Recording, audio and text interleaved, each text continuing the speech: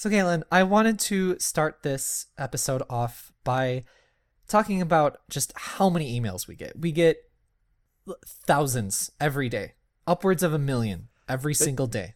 That is definitely a lot of emails, and I can honestly say that I have read each and every one of the million of emails we've gotten. Of course. We read every single email from every single one of you we've ever read. And, of course, every single one of them starts out by saying, Oni Dino, how are you just so great, and you've got the best hair, and we love you so much. But the number 2 most important thing that people always end up writing right after how great I am is, how do you keep your beard so well maintained? Do you shampoo? Do you moisturize? Do you oil it up? What's going on in the world of Galen with this beard? It's Maybelline, because I'm worth it. Is that the thing? We must move on.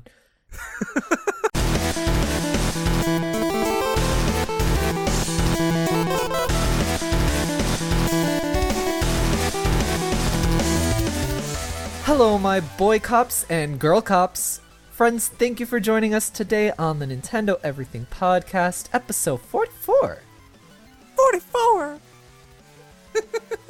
You went really high with that one. Yeah, you know what? Sometimes I go high. Maybe it's not your problem. All right. I am your host, Oni Dino. And with me, I have an unchained chimera, wreaking havoc on common decency and logical thought progression. It's Galen. You know, if I was a random monster wreaking havoc on Neo-Tokyo populace, I believe those are the exact areas that I would wreak havoc on, so I can't argue with this one. I've just got you down to a T.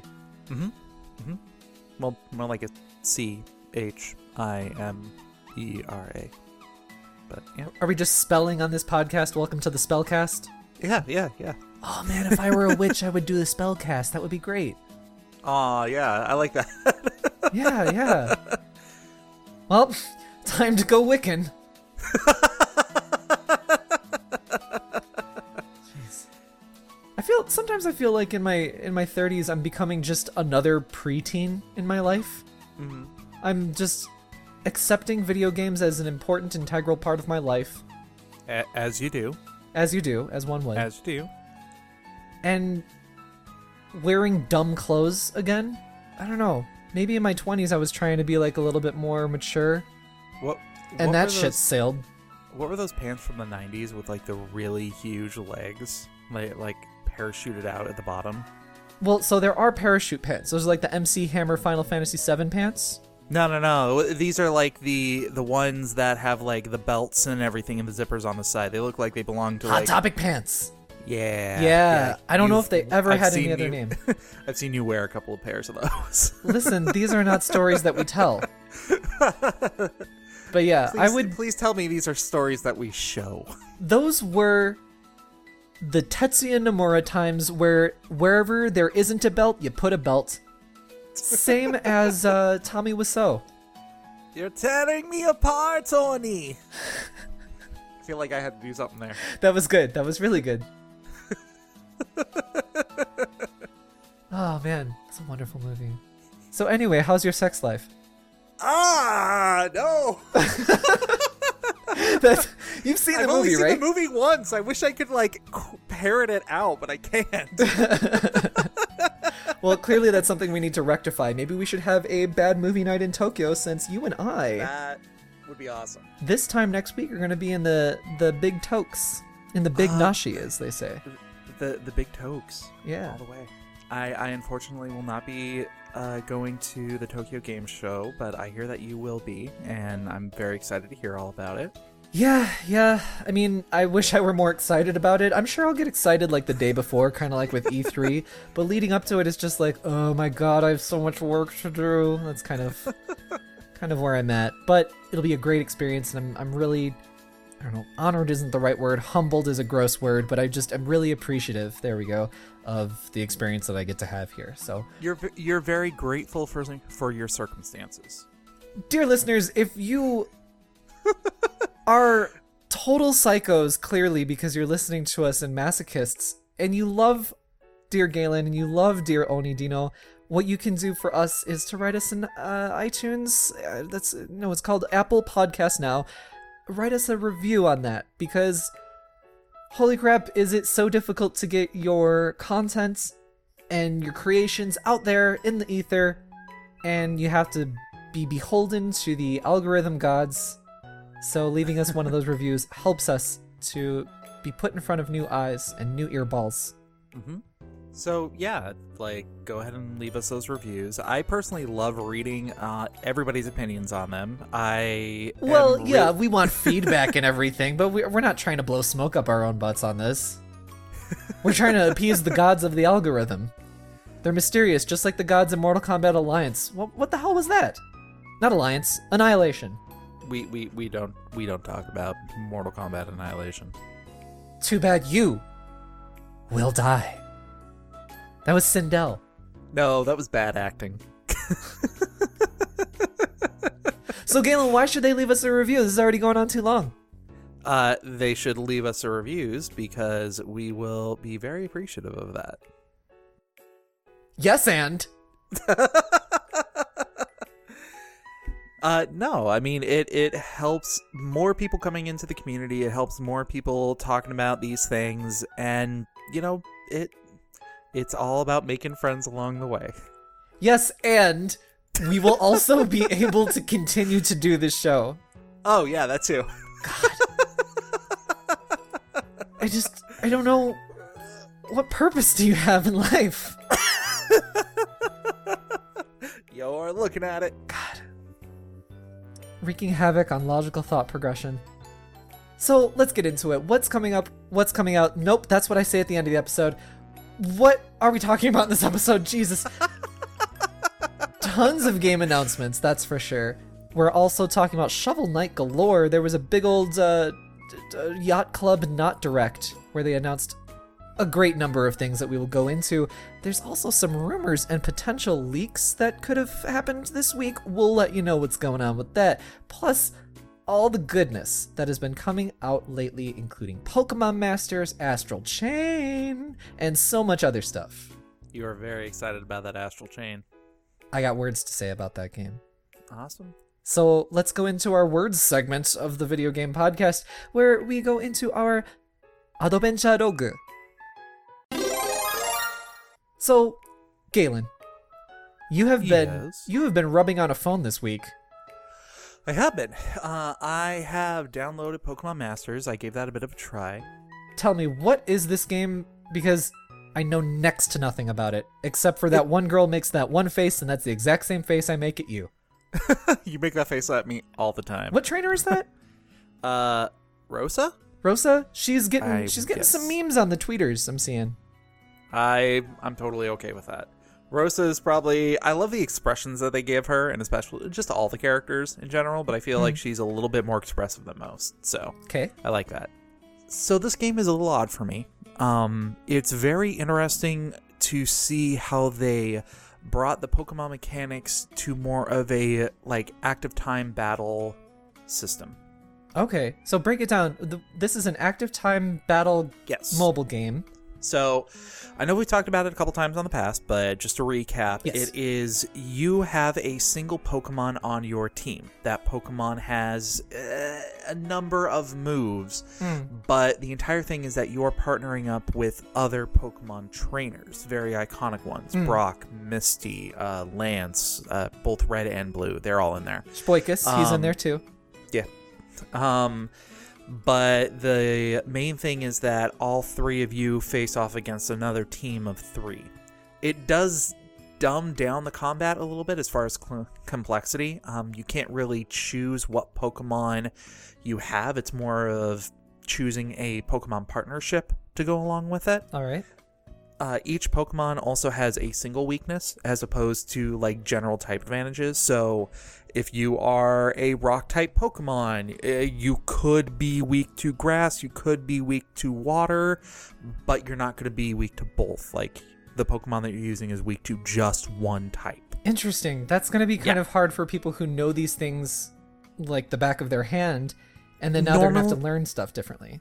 Yeah, normally I would agree with you, but the game also kind of shows you the weakness right above the enemy Pokemon's head. Oh, so okay. you there's no guesswork, there's no charts that you have to memorize or anything like that. It's all right there for you. All right. Breaking away from the traditional turn-based style and going to a more active time battle system it's kind of a refreshing change of pace, and I feel like the only way it could have worked that way is by dumbing down the system. I don't feel like you could have traditional Pokemon complexity and thinking on your feet at the same time and still have it be approachable for somebody who can download it for free. All right. Yeah, I guess so, because the bar has to be pretty low, right? Since this is a free to start or free to play game technically. Yeah.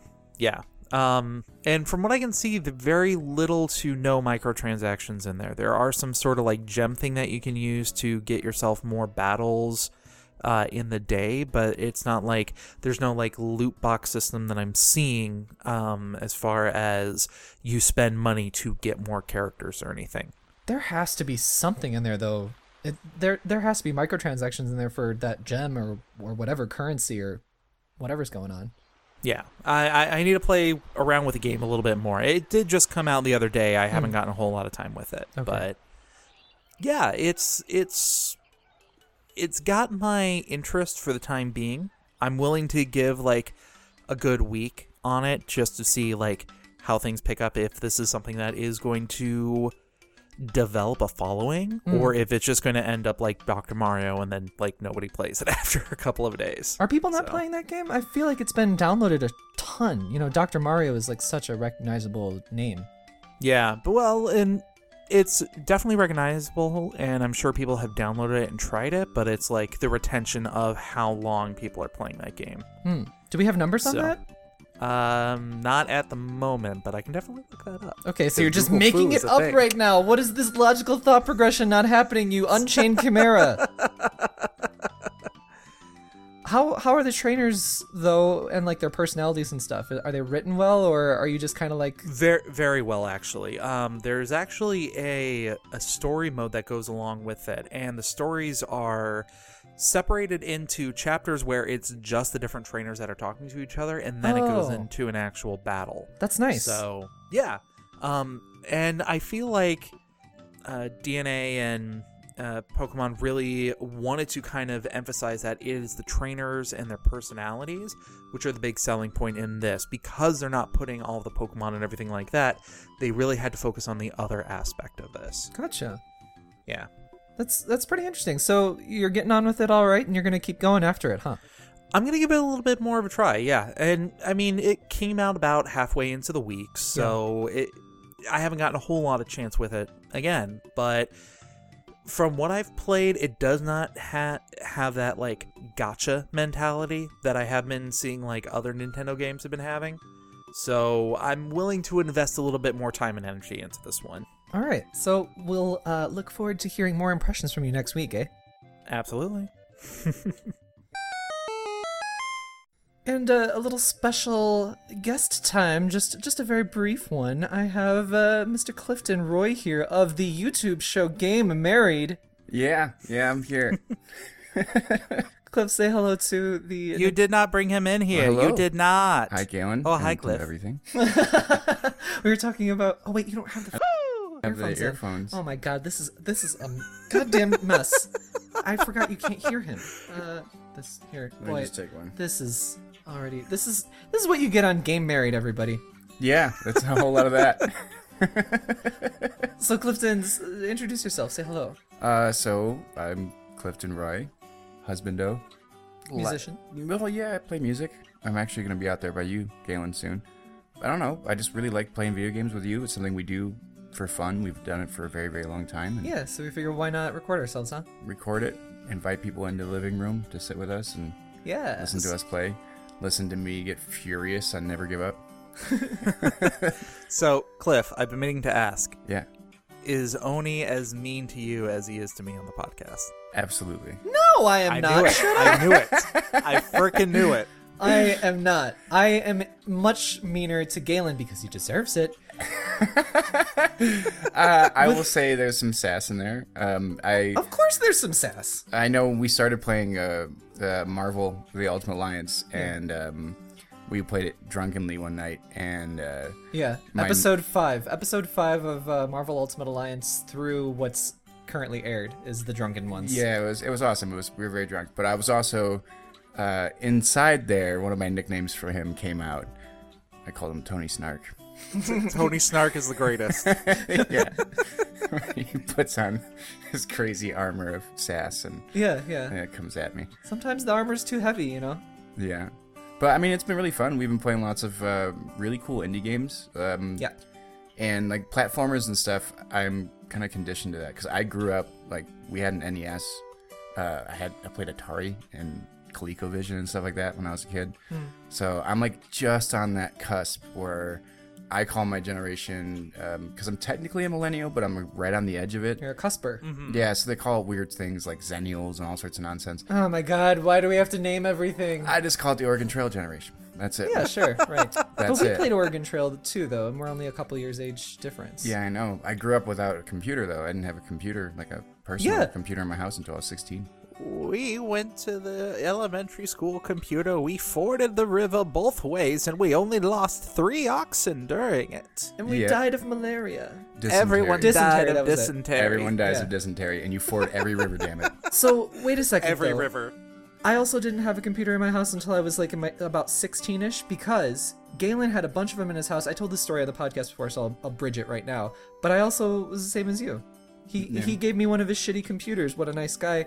And that's why I'm living life like this. That makes sense. I mean, it's just, it's right there on the edge of it. So, like, for example, I know a lot of people love to play online. Like, that's their thing. They love to go and do the whole Call of Duty thing or Fortnite or whatever. And I can't do that. We recorded an episode of something. I can't do it. We recorded an episode of something the other day. I'm still not sure if we're going to put it out or not. But we started playing it. We're like, oh no, is this an online only game? And then we were like, oh crap, what do we do? And we were just like fish out of water, flapping about like the fish in Song of Symphony? Bird of Symphony? What? Birds of Prey? Birds of Prey. What? It's Song of Symphony? Bird of Symphony? What the fuck? I don't know. You play as a little bird that has it's really cute. It was Precious. It was the one I know that one. I mentioned you in it, Galen. Mm-hmm. Oh, because the Debson! Yeah. Dabson, yeah. Dabbing the entire time. Yeah. I feel like I'm slowly turning into Grandpa Simpson, where there's this one part in The Simpsons where he points and he's like, I used to be with it, but then what it was changed and everything is weird and it'll happen to you. It'll happen to you. Yeah. That's kind of where I'm at. But, I mean, like, the platformers and stuff, like the Chasm, I really love Chasm. Yeah. Oh, God, I am loving your guys' Chasm playthrough right now. Yeah. I am so mad. No, I know. It is brilliant. I'm consumed with jealousy. No, I'm watching you guys play Chasm. I super want to give that game a try because you should. It's it good. looks like so much fun. You should. You should totally give it. Here's the thing: is I just kind of took a flyer on it, and it was just on there, and I was like, I like the way it looks, so I picked it up and I just started playing, and then like 3 hours later, I was like, I can't stop playing. It pulled me in, and it was really really fun. But I never got the club. I never got the club, and I am very, very pissed about that because I'm running around with a short sword and just getting, on level 3, annihilated by bats. Yeah. The bats are coming down, and I'm just screaming at them, and then... Sounds like you need to get good. Yeah, I need to get good. If you really like Chasm, you should also try Unepic, because that's another good one. It's a very similar kind of Castlevania-esque style, but there's also a lot of like RPG and character building elements in it as well. Yeah, I've thought about that one for a while. I didn't know it was Castlevania-esque, so I'll have to give that a second look. Mm-hmm. Yeah, there's a lot of stuff. And the game also has a lot of fun tricking you. Like, the very first beginning bit of it, you go into this room and there's all this treasure spread around, and there's this spirit that is talking to you and guiding you and is like, hey, you should grab all that treasure. You'll probably need it to buy stuff. And then you pick it up, and then your health starts to go down, and you realize all the treasure's cursed, so you actually have to drop the gold that you just picked up, or you die. And if you die, the spirit is super snarky and sassy to you at the end, and it's like, oh, well, I guess you did something wrong. You should do it again then. And he's just trying to get you killed the entire time, and it's fantastic. Oh, I like it. I like that idea. But yes, I would totally die. That's another thing. Like, I'm conditioned. I play a platformer. There's a coin. I'm going for it. That's it.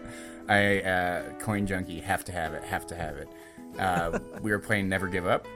I freaking adore that game, because usually, like, when you play a super hard, like, super challenging, twitchy platformer thing, it's just really brutal, you know? Like, the whole experience is brutal, and this one's brutal too, but the way it does is that you play the whole level, and if you win, you go and play the level again, and they add, like, a little more, like, more booby traps and more stuff, but it's the same level, so you have, like, this feeling like it's kind of similar, so you can kind of, you know, figure it out, game it out, but at the same time, then it starts shooting you, and then they put the coins in the most just messed up places. Yeah, it's just sadistic. It is absolutely sadistic, but I have to do it. And then the coins, you can buy little costumes, and I love the costumes. But I don't know, it doesn't feel like you're playing the same level over again. They design it so well. Like, we had these guys on a couple of podcasts ago, the Massive Monster team, and I really, especially after playing that so much more, I can't say enough just how good that it is designed, how meticulously it is designed. It's so good. Yeah, Cliff and I both lose our minds very quickly in playing it, and it only gets worse from here on out. I think episode 1 or 2 is those are out maybe, and then it's just getting. There's such a feeling of absolute victory when you actually do it. Oh, and yeah. I remember there's this one that just kept dying and dying and dying, and then I was like, I'm just gonna do it, and I went and I did it, and when I beat it, I started screaming, and I was like, did I marry Ric Flair? Did I marry? I forgot about that. 'Cause I was just, Yeah. I went like full on woo girl. Like, get me a Bud Light cowboy hat. I was this woo girl in it all the way through the end of it. I really, really, really like that game. It's really fun. So where can people see us playing these games? Oh, Gayme Married.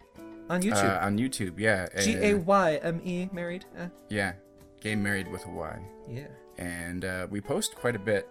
Yeah. Currently, our schedule is a temporary. It is 3 days a week, maybe 4. The 4th one is a bonus if it happens that week or not.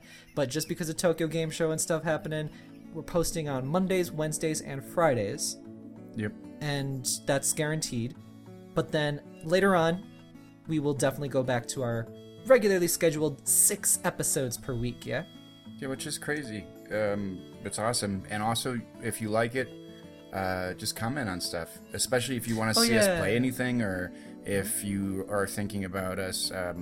Anything on the Switch is the easiest, but we can do anything else too. We just kind of been sticking to the Switch because we love it so much. Yeah. But in general, if you go in the comments and you want us to play something, you can save your time about wanting us to play Monkey Ball, because the literal second that comes out on the Switch, we're going to be all over it. Cliff is a Monkey Ball fanatic. Yeah. Yeah, man, I love that game So when that much. comes out, we'll be going crazy for it for sure. Yeah, absolutely. So check us out on Gayme Married. Yeah. I've been talking to Onia a little bit about various games that I think you guys should play, because I think you'd have a lot of fun with, or you'd go absolutely crazy headbang against the wall with. Yeah, we talked about it. So yeah, if anybody has any requests, I mean, one of our lovely listeners, Tom, he left a request, and so we're fulfilling that one. Just leave messages in the YouTube comment thing, and just be like, oh, this is either good or this is bad, or you should do this, or you should play this, or. Tom's the one that wanted us to play Oninaki, right? Yeah. Guess what, Tom? We did that. We did, and it's so sad. It is. We're going to talk about it in the episode, though. Tragedy face all the time. Tragedy face, yeah. Yeah, but it's really good, but it's also incredibly sad.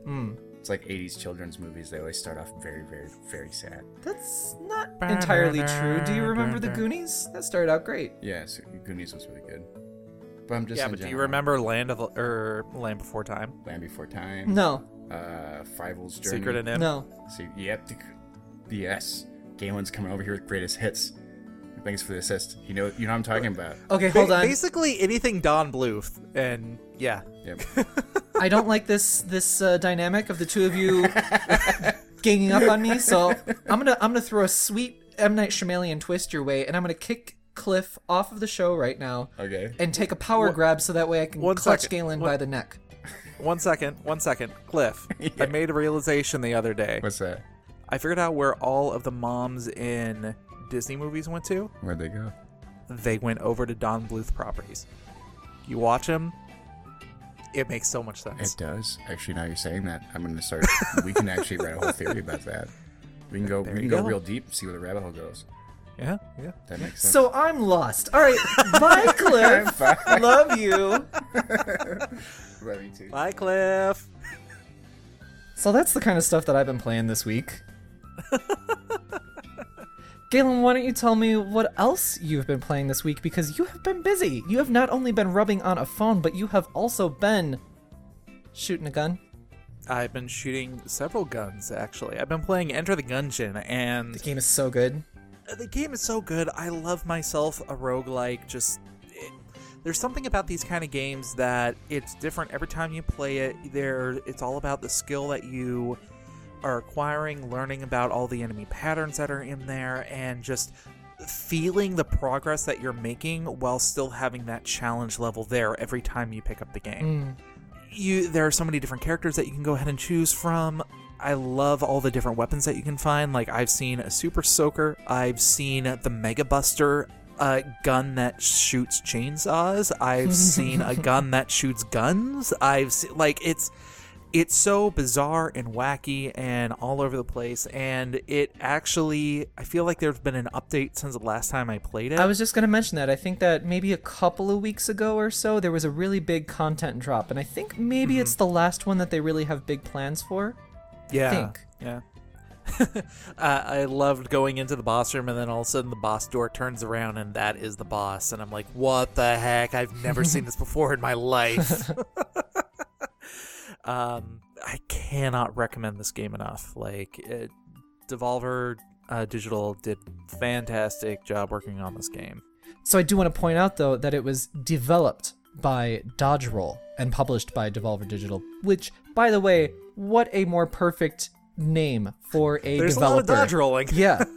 And it feels so good. Like, that's the thing that I think is so crucial for roguelites and roguelikes. I don't know what the difference is. I'm sorry. Like, it feels like the rules keep changing on that, so I'm really sorry if I keep saying it wrong and you're ribble-rabbling right now at me. I'm really sorry. Genuinely.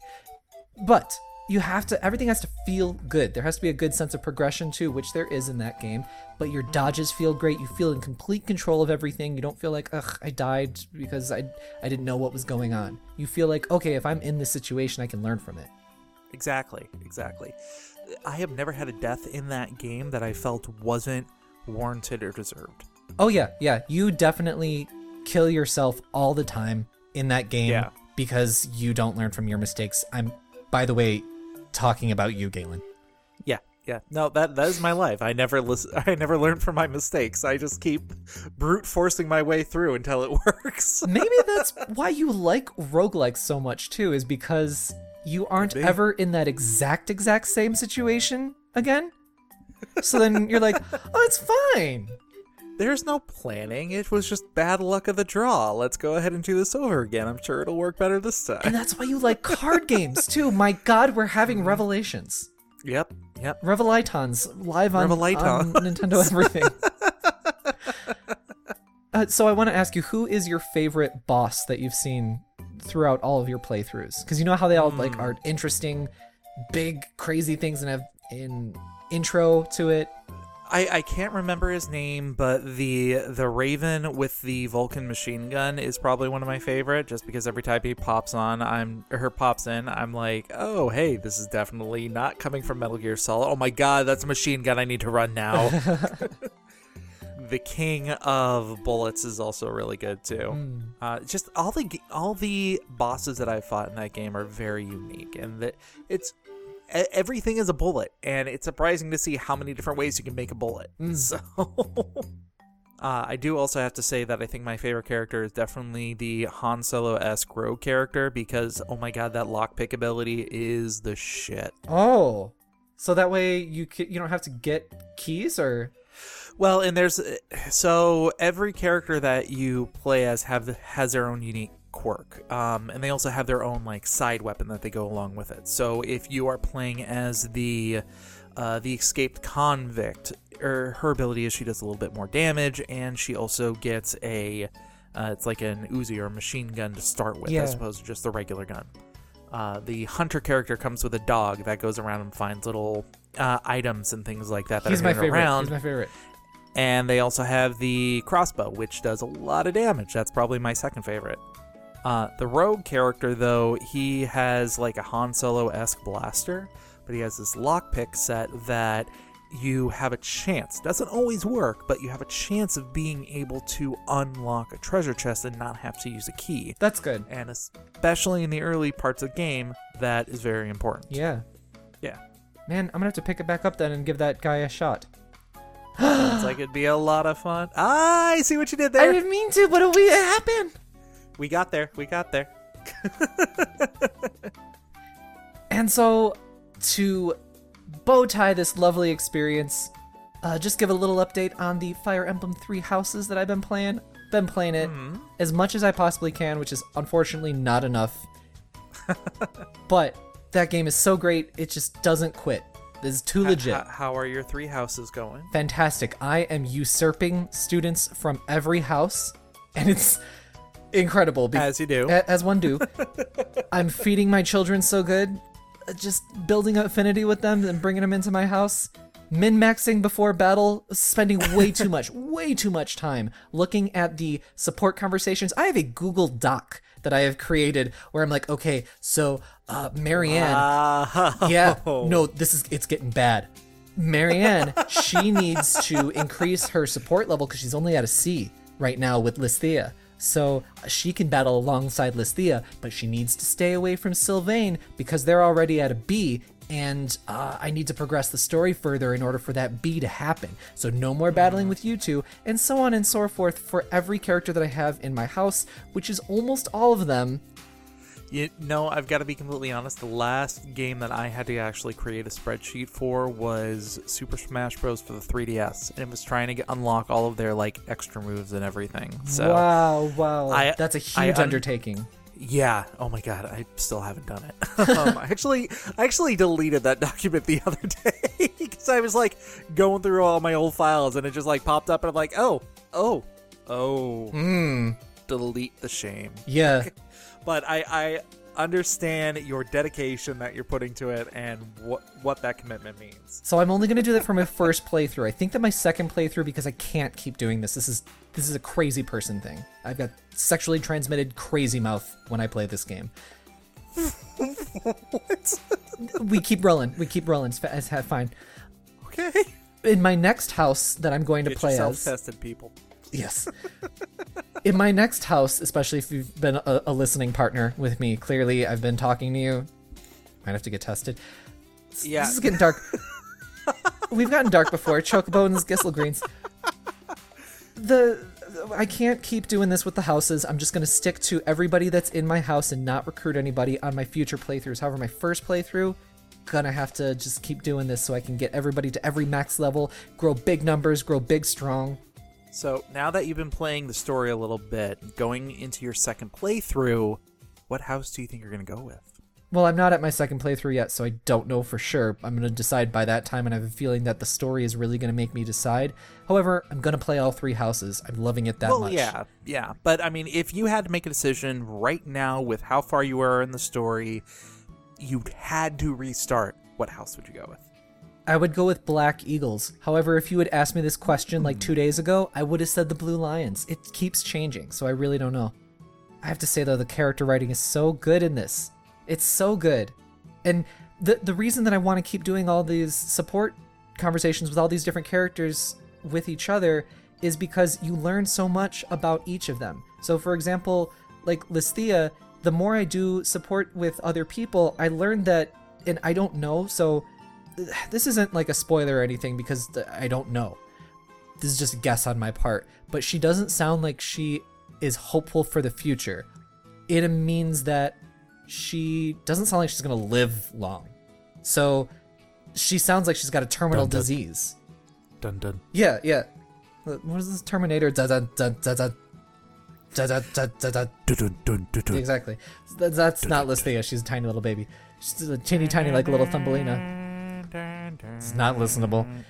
But I do want to give a shout out to one of my other favorite characters in this game, Manuela. Do you know which one she is? You played a bit of it.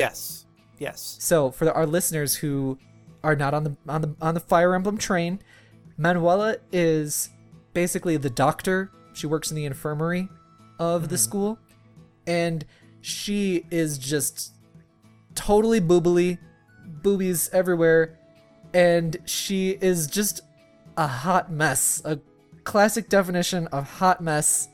She's constantly talking about like, oh, I went on a date with this soldier, and then like he didn't call me back, and like, oh, I don't know what to do. And she's also the doctor, but she's very sexually promiscuous, so it's like it's almost at odds with like what she does for the students and for the school. And it's a really interesting dichotomy where you have the students and you're being a student with, well, you're not a student, but you're young along with them, and then you are talking with an adult, and it adds such a great, I don't know, interception into the story and the flow of how characters interact with characters like her.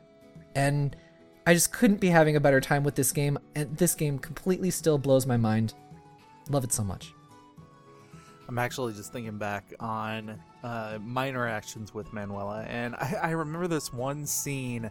It was like very, very early on. You're still getting to know everybody, and she's really upset that somebody like did not want to go out with her again or go on a second date with her. And then you go talk to that person, and they're like, well, yeah, because she like dropped all of her food on the floor and just picked it up, and it was like, oh, 5-second rule. I guess that's the thing. She's the nurse.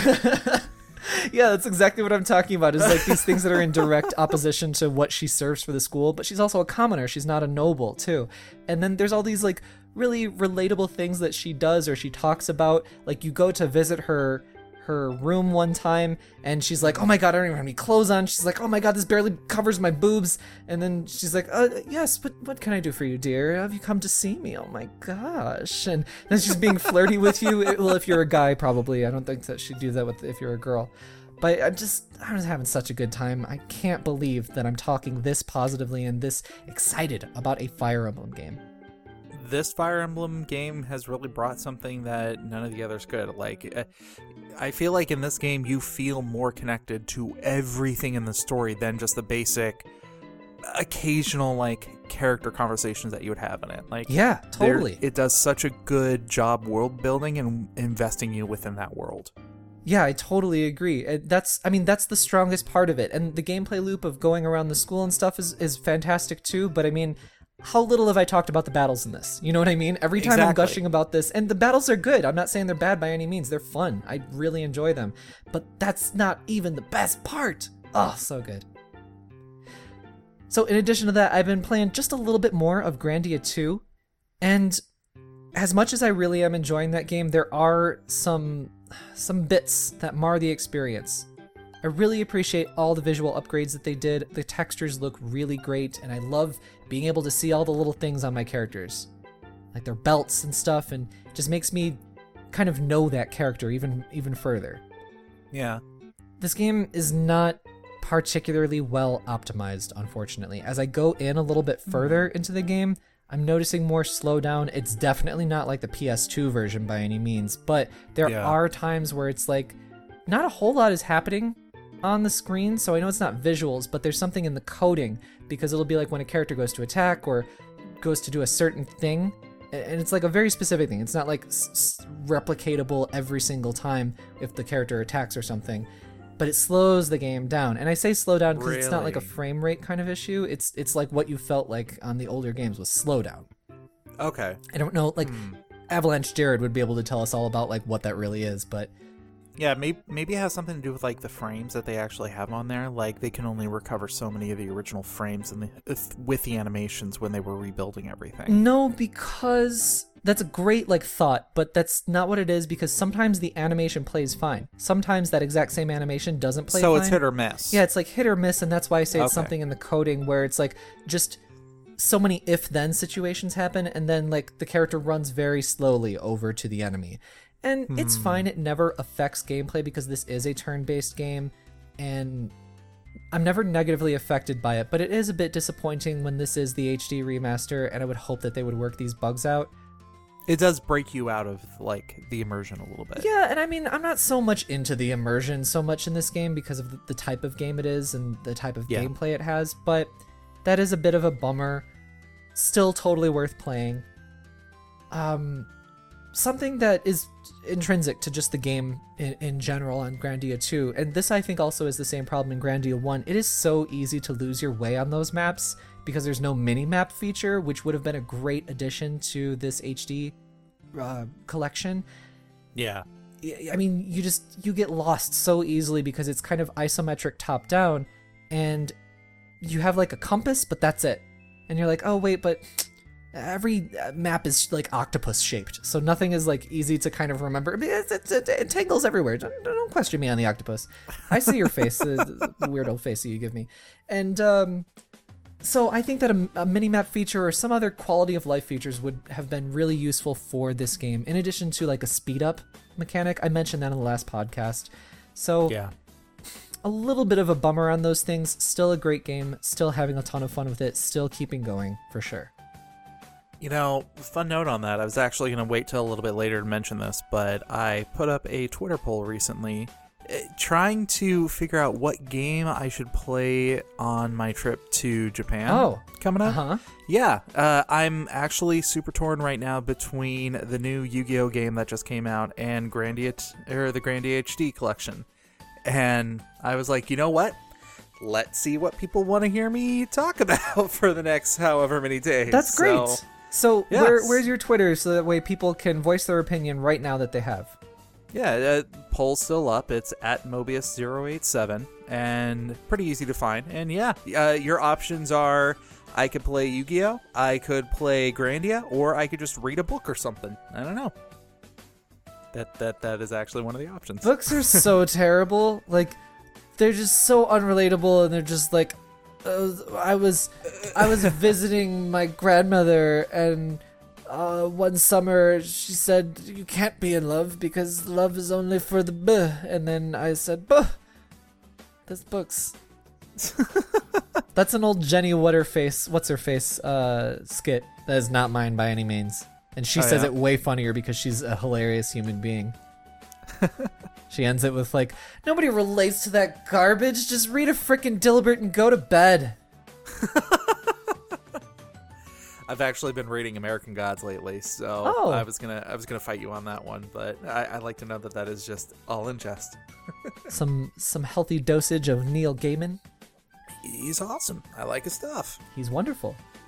Ooh, by the way, like I noticed that people all around the world say his name quite differently. I've heard Neil Gaiman, Jamin. I've heard that as well. I have not heard that one. I'm pretty sure that the proper name is Gaiman. I don't know if I've ever really heard him pronounce his last name, but I'm curious, anybody else pronouncing his name all kind of weird ways. I wonder what people say. Start your own Twitter poll. Figure it out. It's a lot of work. I'm too busy doing a bunch of like crazy work stuff and then also doing a little bit of playing on Astral Chain. That game is the most disappointing purchase I've made on the Nintendo Switch. Whoa, what? I'm kidding, the game is amazing! Oh, okay. Like, I'm sorry, your face really sold it to me. I know the viewers can't see it, but like, seriously, you had me worried there for a minute. That's what also the viewers write into us in the millions of emails that we get every single day. They say, oh god, I forgot to plug the email. NintendoEverythingPod@gmail.com. That's where everybody writes the emails millions every single day. And that email one more time is NintendoEverythingPod@gmail.com. In addition to talking about how amazing I am and my beautiful hair and like how great I am and how nice I am, they also say I have such a good actor, a facial actor. I like how you put that in twice in this episode. What? The content or the quality of your hair. I just put it in a third time. Maybe it's Maybelline. That's what people say about me. Like, I just be walking down the street and then like I walk in front of somebody and then they're like, maybe she's born with it. That's what people say about me all the time. You do have very lovely hair. Thank you. I'm proud of it. I like it a lot. You have the hair. I have the beard. you will be taking lots of hair and beard pictures when we're hanging out in Tokyo together, so people can check out our social. Screw it. We'll plug our stuff in the middle of the episode. Check out our Twitters and our Instagrams, and that's where we're going to be putting pictures up and stuff from our Tokyo trip. And it's going to be some good Oni Galen fun. So my Twitter is at Oni_Dino. My Twitter, Instagram. Whew. My Instagram is at Oni__Dino. Galen? My Twitter is, like I said before, at Mobius087. And my Twitter is... No, Instagram, damn it! Oh. Hang on, I have to actually look it up. Oh my god, he's picking up his phone to look at it right now. I never use my Instagram. Change your monikers so they're the same in both places. You can do that? Yes! True_Mobius is my Instagram. You can tell me that mine is better than his. I don't know. Mine only has one underscore. The ultimate Twitter poll is who's better, Oni or Galen? Doing it. Don't do that. That's mean. I'm doing this right now. No, don't do that right now at all. Anyway, Astral Mother Effin' Chain. Yes, tell me about this surprisingly disappointing game. No, you can't say that because it was a joke, and then people are going to think, wait, is it really disappointing? Anyway. But I was giving you the opportunity to tell me how wrong I am on the internet again. You're always wrong. I never need an opportunity, Galen. Don't try and create opportunities for something that's already just existing in the world. Astral Chain, I only played the opening because it just came out, and I've been busy. So, that opening mission is so good. This game is such an anime trash circus. I could not be happier with how it opens. Yeah. It's exceeding my expectations, and I was very excited for it. Awesome. The gameplay is brilliant. It's fantastic. I haven't even gotten into the meat of it by any means. I just got like a little teaser. It was just a starter, like chili cheese fries. And I have to say though, this is going to be weird to talk about this, but the options menus are great right off the bat. There's so many good camera options. There's like an option for fixed camera in combat, so it's basically like Z targeting from Ocarina of Time. Otherwise, you don't have that. You can lock on and everything, but you have full motion control of the camera. But they even have like options for something like that, which changes the way that you play the game fundamentally, right? Huh, yeah. So it's really cool to give your... I love a good options menus in games so much. They also have super special shout out to people with the terrible eyes. I got real shit vision. And they have an option for subtitle background display, because normally there's not a background when the subtitles are coming across or when people are talking, and then they put like these black bars that are stylized. Okay. It's not even just like a black box like the stupid Final Fantasy VIII remaster. It's stylized. Fantastic UI design. So that way you can read the white lettering so much easier for people with the old eyes, like myself. Nice. And then also, they have something that I really, really love. Autoplay, on voice text. That's becoming, kind of popular. Okay, yeah. If lines are voiced. However, some of the text is not voiced, of course, because, not every line. Mm-hmm. They have separate sliders for autoplay on voice text and autoplay on silent text, which is great. Yeah. It is such a tiny quality of life feature, and that's why I appreciate it so much, because I want autoplay on my voice text, but I don't want autoplay on my silent text, because I'm reading it at my own pace. Maybe the silent text comes up and I need to take a drink of water or something. It's great. Just all these little tiny options menu things. It's even down to that stupid mundane stuff. This game is flawless. It's funny that you mentioned that, because I didn't really start thinking about like the autoplay with the voice acting until I started playing Fire Emblem Three Houses, and switching that on and switching that off seems super convenient, especially like again, like you said, like maybe you want to take a drink of water, maybe you want to go and run into the other room for something. Yeah, walk my dog or whatever it may be. But yeah, I'm really glad to hear that this game has that as well, and to such a customizable degree. Definitely. And I forgot to mention, Cliff and I, we're going to be playing this on Game Married, that's for sure. Loving it that much. Can't wait to see that one. So let's finally get on to some news, why don't we? Oh yeah, that's right. We do that. This is a video game news podcast, I guess. Only an hour in. What would you call this podcast? I really have no idea. You know what? That's I up feel to like the this listeners. episode is just the hang out and chill. Video games and chill? Is that what this is about? No, it's Astral Chains and chill. I feel like every time you try and say Astral Chain, you say it the wrong word. Astral Chains. I screwed up my words just now when I was criticizing you. Damn it! So big in the news this week, Overwatch is probably coming to the Nintendo Switch. Now, stick with me when I say this. Let me explain what happened. Earlier in the week, on Amazon, there was a listing for an officially licensed silicone case for the Nintendo Switch. Officially licensed by both Nintendo and Activision Blizzard.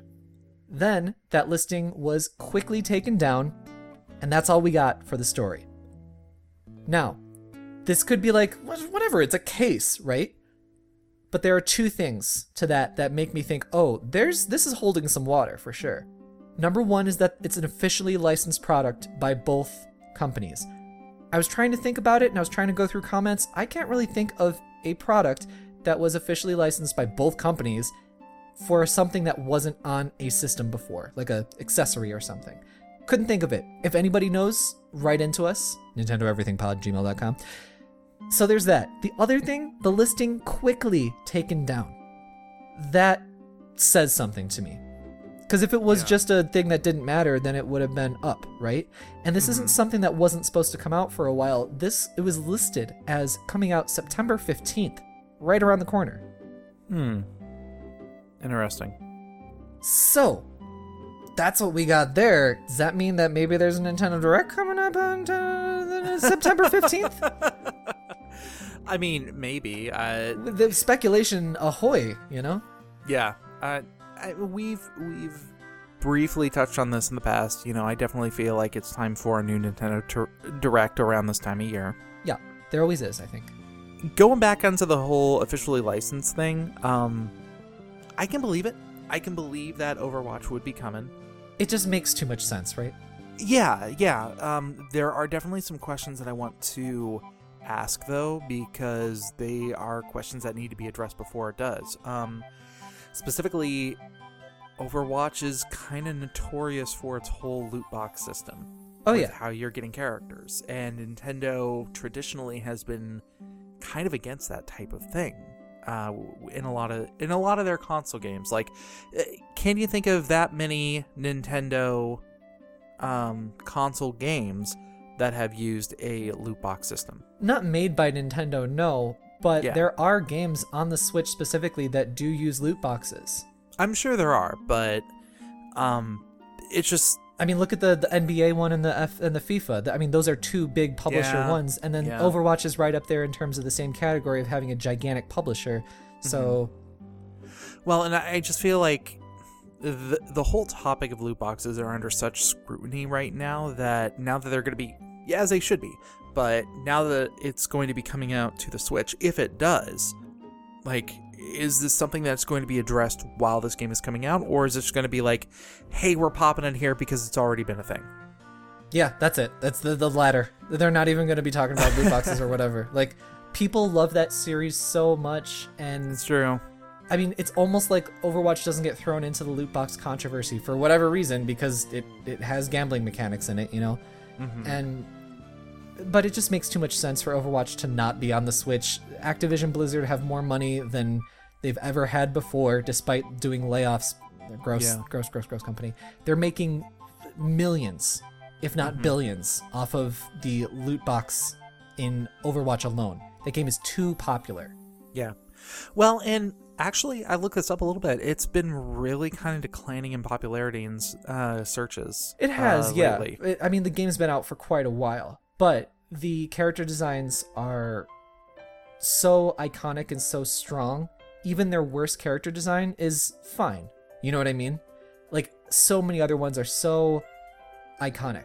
And they've done a great job. Like, marketing-wise, Overwatch is a fantastic example of Oh, how to launch absolutely. a big game, because they have included the community in it in so many different ways, pre and post launch. It's a big success, and it's a really interesting game, and I'm glad that it's a good game too. It's such a damn shame that it's by Activision Blizzard. and it's Number got one loot game boxes in rated it. by Pornhub. Is that because of that's because of the characters though? That people do the cosplay porn. Yeah, well, no, it's an allusion to the big controversy that came out like 2-3 years ago, where like there was a bunch of porn of the game, and like Blizzard went on and like revoked all of that, and there was a big huge like, it was like the number one searched thing on Pornhub for some reason. It was just like, it was so bizarre and just weird and creepy, but You sound like a member of the affected community, Galen.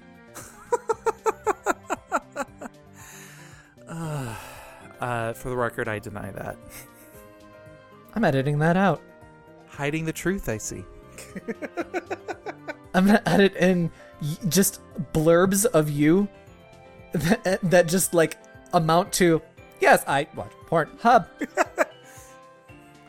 Can I give you some sample audio clips for that just to go on? No, that's too much editing. Let's move on. Moving forward, I wanted to tie this in a bit because this is also a rumor, so this is also a good thing to just throw in here. Don't want to give it too much thought because it's whatever. But there have been some posts on 4chan where some leaks have come from in the past. This person wrote that there will be a Nintendo Direct sometime in the future, I remember sometime this September, and it's going to announce a new Smash character. And the Smash character is going to be a female who hasn't been heavily requested, and the female has some sort of mech component to it. So, speculation, go ahead, do whatever you think about. I don't care. I'll just wait until the character gets announced. I'm not going to think about this a ton. Yeah. Right. But I'm just going to say that with talking about Overwatch, maybe it's Diva. I mean, possibly. She's a fan favorite for I sure. do not trust anything that comes from 4chan. No, to be of completely course. honest. Of course like, not, yeah. it's so... The timing also doesn't match up, because why would they be talking about a new character when they just announced Banjo and Kazooie? Yeah, and yeah. We haven't even gotten them yet, and we're still like learning how to break Dragon Quest Hero. Like, it's way too soon.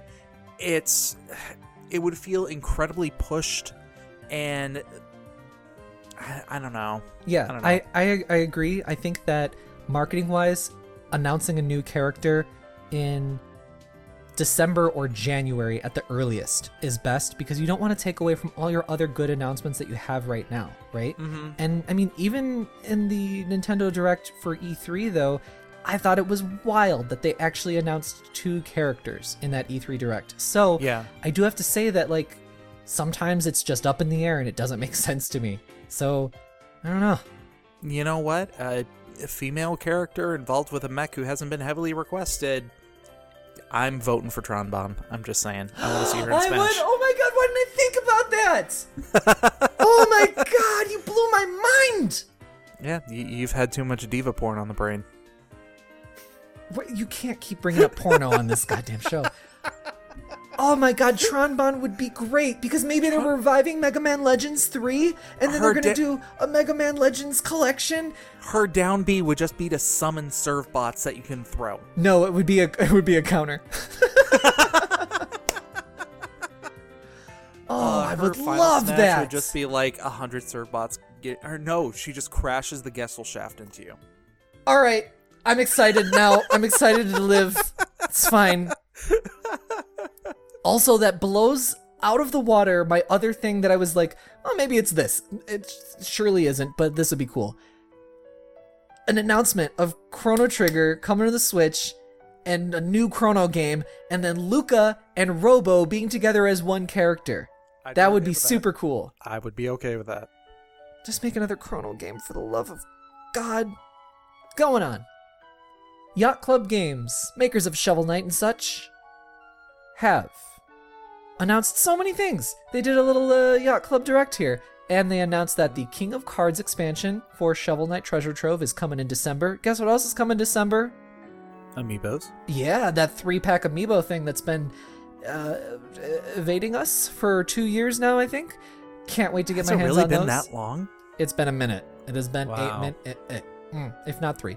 Anyway, totally right. cool. Whatever. Also, Shovel Knight Showdown happening as well in all this is December, and the Switch physical version also happening.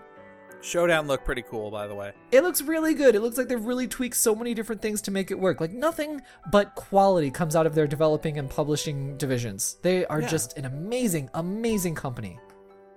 And then we also have the brand new Shovel Knight game, which is a spin-off, kinda, made by Nitrome, fellow indie developer. Mm-hmm. Shovel Knight Dig. And we are getting... We already have gameplay of this. It's at PAX East or whatever. What's happening this week? Is it PAX? PAX West. PAX, whatever. There's so many things going on. The summer is exhausting. There's E3, PAX, Gamescom, TGS, something else I don't remember. Mm-hmm. It's a mess. So we're seeing visuals out of this, and for me, I'm thinking it's looking much more 16-bit, even though Shovel Knight has kind of lived in that 8-bit, 16-bit land that they play with a little bit. Dig looks much more 16-bit and definitely has a different aesthetic to it. Looks a lot like Bomb Chicken, which is made by Nitrome, and that game, even though it wasn't really for me, so gorgeous. I loved looking at it. Everything had so much personality in it.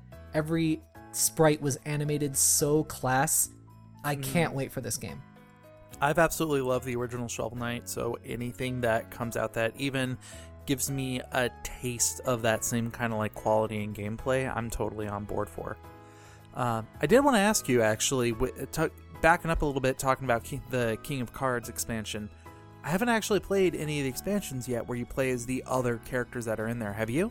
Yeah, totally. Tell me what you think about them. So I played Plague Knight twice, and then I played Spectre Knight once. Okay. Plague Knight is very strange off the get-go because he plays the most different to Shovel Knight in those 3 different characters that are there. Mm-hmm. Plague Knight can't jump very much. Your movement is so different. It's made so well. Plague Knight can't jump. Yeah, he's probably white under that mask. You have to use your bombs to propel you in certain ways. Certain jumps, like I remember in the first stage of Plague Knight, that there was one jump that was so difficult to make, and I remember dying on it several different times. And I was like, God, this is hard to get my brain wrapped around, especially when you've played similar versions of these levels as a totally different character that has different mobility. Anyway, as you get all of these different fuses, bombs, and different things that you can mix and match together, you can create your own style of fighting with Plague Knight, and it's the best. It is so, so good. So, Plague Knight, if you're not feeling it initially, I encourage you to just kind of keep going with it because it gets so good in the middle and the latter half for sure. Spectre Knight, right off the bat, so good. It feels very different than Shovel Knight, of course, but you're very mobile with that. It's also, story-wise, a prequel, and it has a really compelling story and a nice heartwarming story, too. I'm definitely going to have to give that a try. I have to go back and play through Shovel Knight again. Yeah, you should. I've beaten that game, I think, so 3 times. Yeah, the game is so good. I bought it 3 times, beat it 3 times. That company, Yacht Club Games, deserves all of the praises and all of the monies for the amazing amount of work that they do. I have a Shovel Knight amiibo. I'm happy. I do too, and I'm about to have 3 more. I'm about to have Spectre Knight, Plague Knight, and King Knight. Can't wait. do do do do do do do do do do do do do do. So you can check out our website because it's going to have a whole bunch of new gameplay coming out of PAX West this week, including Shovel Knight Dig gameplay. Yeah. Reminds me of Steamworld Dig a little bit too. I need to go back and play the second one. That first one, addicted to it. Cliff too. I don't think I've ever played SteamWorld. Oh, it's amazing. You would love it. Just knowing you. It doesn't have procedural generation, I don't think, technically. Maybe it does. Just in that, when you start a brand new game, then you have a world. Just like the initial seed. Yeah, the seed. There you go. Maybe it's that, but anyway, it's not like procedural generation in that everything's brand new each time you die. Yeah. You go back to the same seed when you die. I always get SteamWorld and Splunking confused. Oh, okay. There's some similarities with it. Mm-hmm. Steamworld Dig is the perfect length of a game, too. I think I played that game for maybe 8 hours and beat it. Perfect length for me. I love those miniature, $10, $20 games experiences. Love them. Yeah. Now let's move on to some super quick fire announcements, all very brief, all super amazing. This is not even all of them that have happened this week. This is just some really great games that we want to mention and we are excited for. So going straight off the bat, we got Blade Strangers. A free update is out now. That game's been out for over a year, but there's a new update with new characters. There's 3 new characters. Each of them comes with their own stage and background music, all free. Awesome. I know, right? Yeah. We got the main protagonist from 1001 Spikes. We got Mystery Girl Pia from the PlayStation game Doki Doki Poyacchio. I think that's how you pronounce it. I think it's Italian. Maybe it's Poyacchio. Maybe it's Japanese. Who knows? It's Romanized, totally indistinguishable. And then a alternate version of Umihara Kawase with different clothes, different moves, totally new character. Cool. I bought this game, have not played it very much, but I am a big fan of it. This also has Shovel Knight in it. Did you know that? He's a character not know in there. that. He's got like this super deep voice, like a Yakuza almost, and it's great. Huh. Okay. But the sprites in this, it's kind of an anime fighter, kind of not though. There's some air dashing and stuff, but it's not crazy with that. The sprites are so detailed and so well animated. It's just great to look at. So that's what really drew me to the game, even though I'm not so much a fighting game player these days. I haven't actually heard much about this game before. It was well received, but it's just like a smaller game. It's published by Nicholas, so it's kind of like a Nicholas Smash Bros. In terms of roster only. It plays very much like a 2D fighter.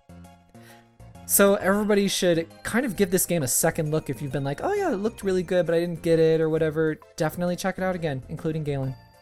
I definitely will give it a look. Cliff and I will be playing it probably on Game Married. Nice. Then we got, very soon, Castle Crashers Remastered. Green Knight for the win! Coming out September 17th. Big things to notice on Castle Crashers Remastered is that this game plays in 60 FPS now.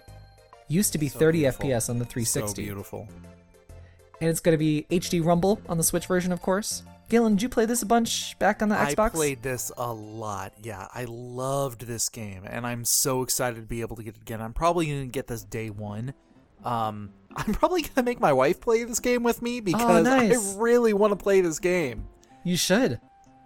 You know what? I'll just play it until I can unlock the archer and the little chicken character that floats around your head, and I'll just be like, okay, just sit here, shoot guys, make sure I don't die. It's probably going to happen a lot, but I'll be happy with it because this game is amazing. I love Castle Crashers so much. Yeah. So for those of you who don't know, it is a sort of side-scrolling beat-em-up with some light RPG elements, but a huge dose of comedy and an even huger dose of personality. The game is great to look at and is so fun. It has like an animated art style to it, and it can be pretty tough too. You can adjust your settings and stuff, of course. Absolutely. But I remember having a real hard time with it in certain areas. Yeah, no. And any game that after you go through with all of your team to get to the very end and then you have to fight everybody for the affection of the princess, I'm okay. You've got my attention and my devotion. Yeah, the boss battles in that are really good. Everything's just got so much personality, so I am picking that up for sure because it's been ever since the 360 since I picked that up. That was one of those major games.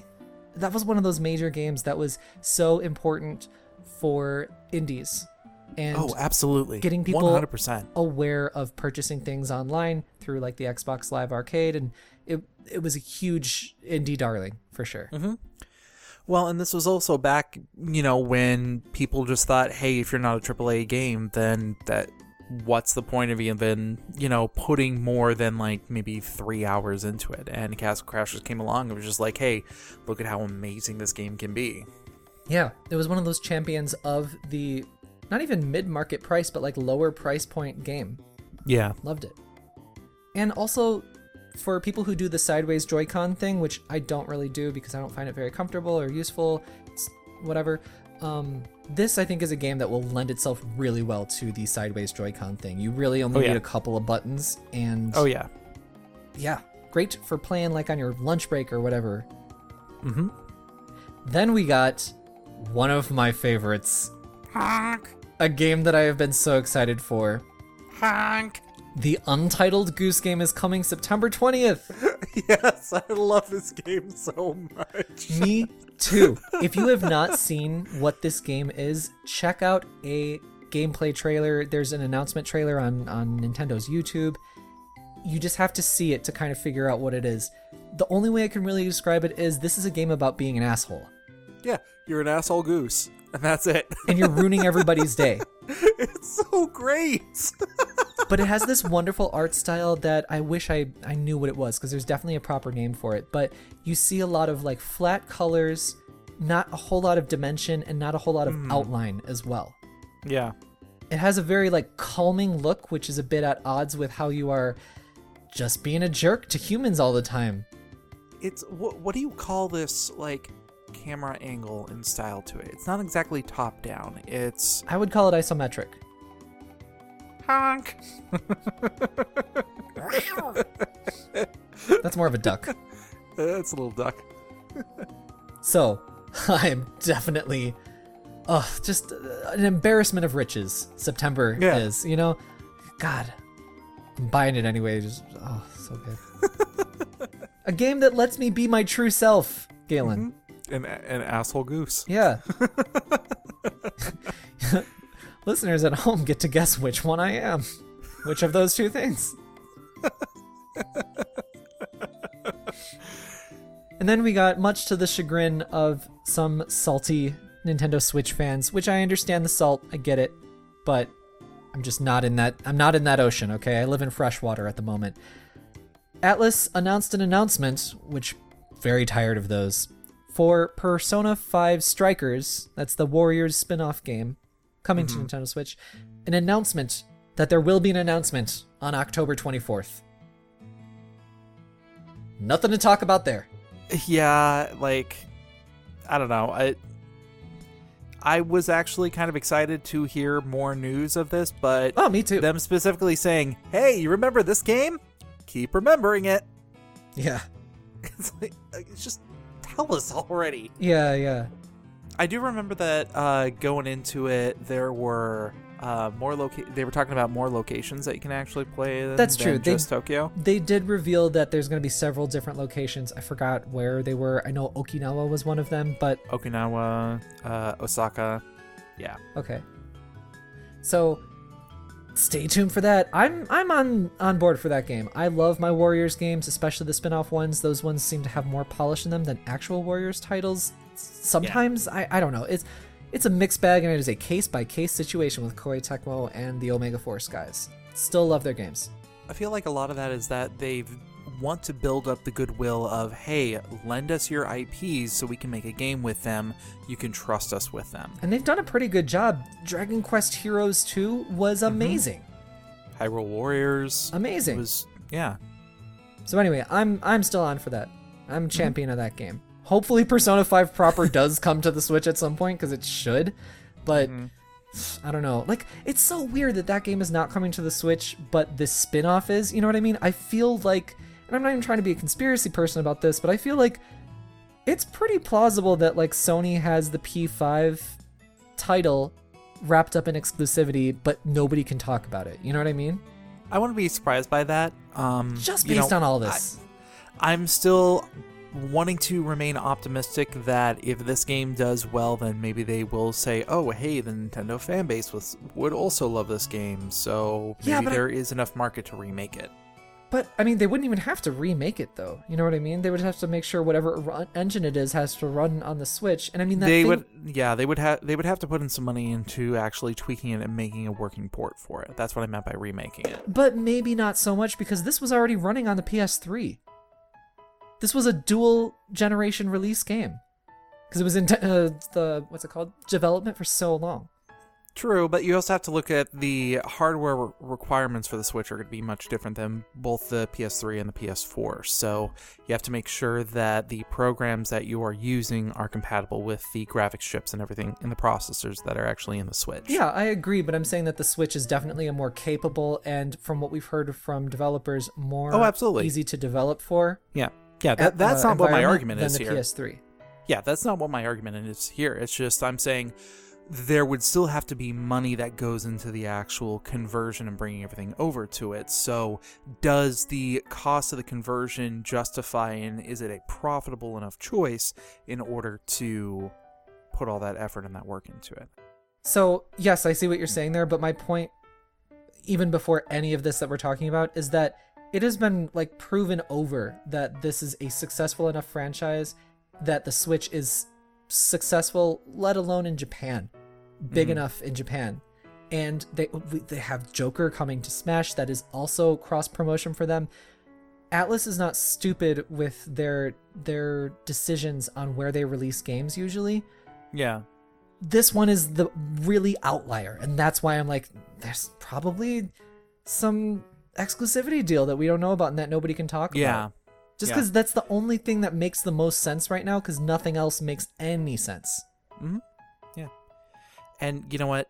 Talking about this, and especially talking about like the popularity of the Persona series on Nintendo consoles, not only talking about it as a whole. I remember, what was it?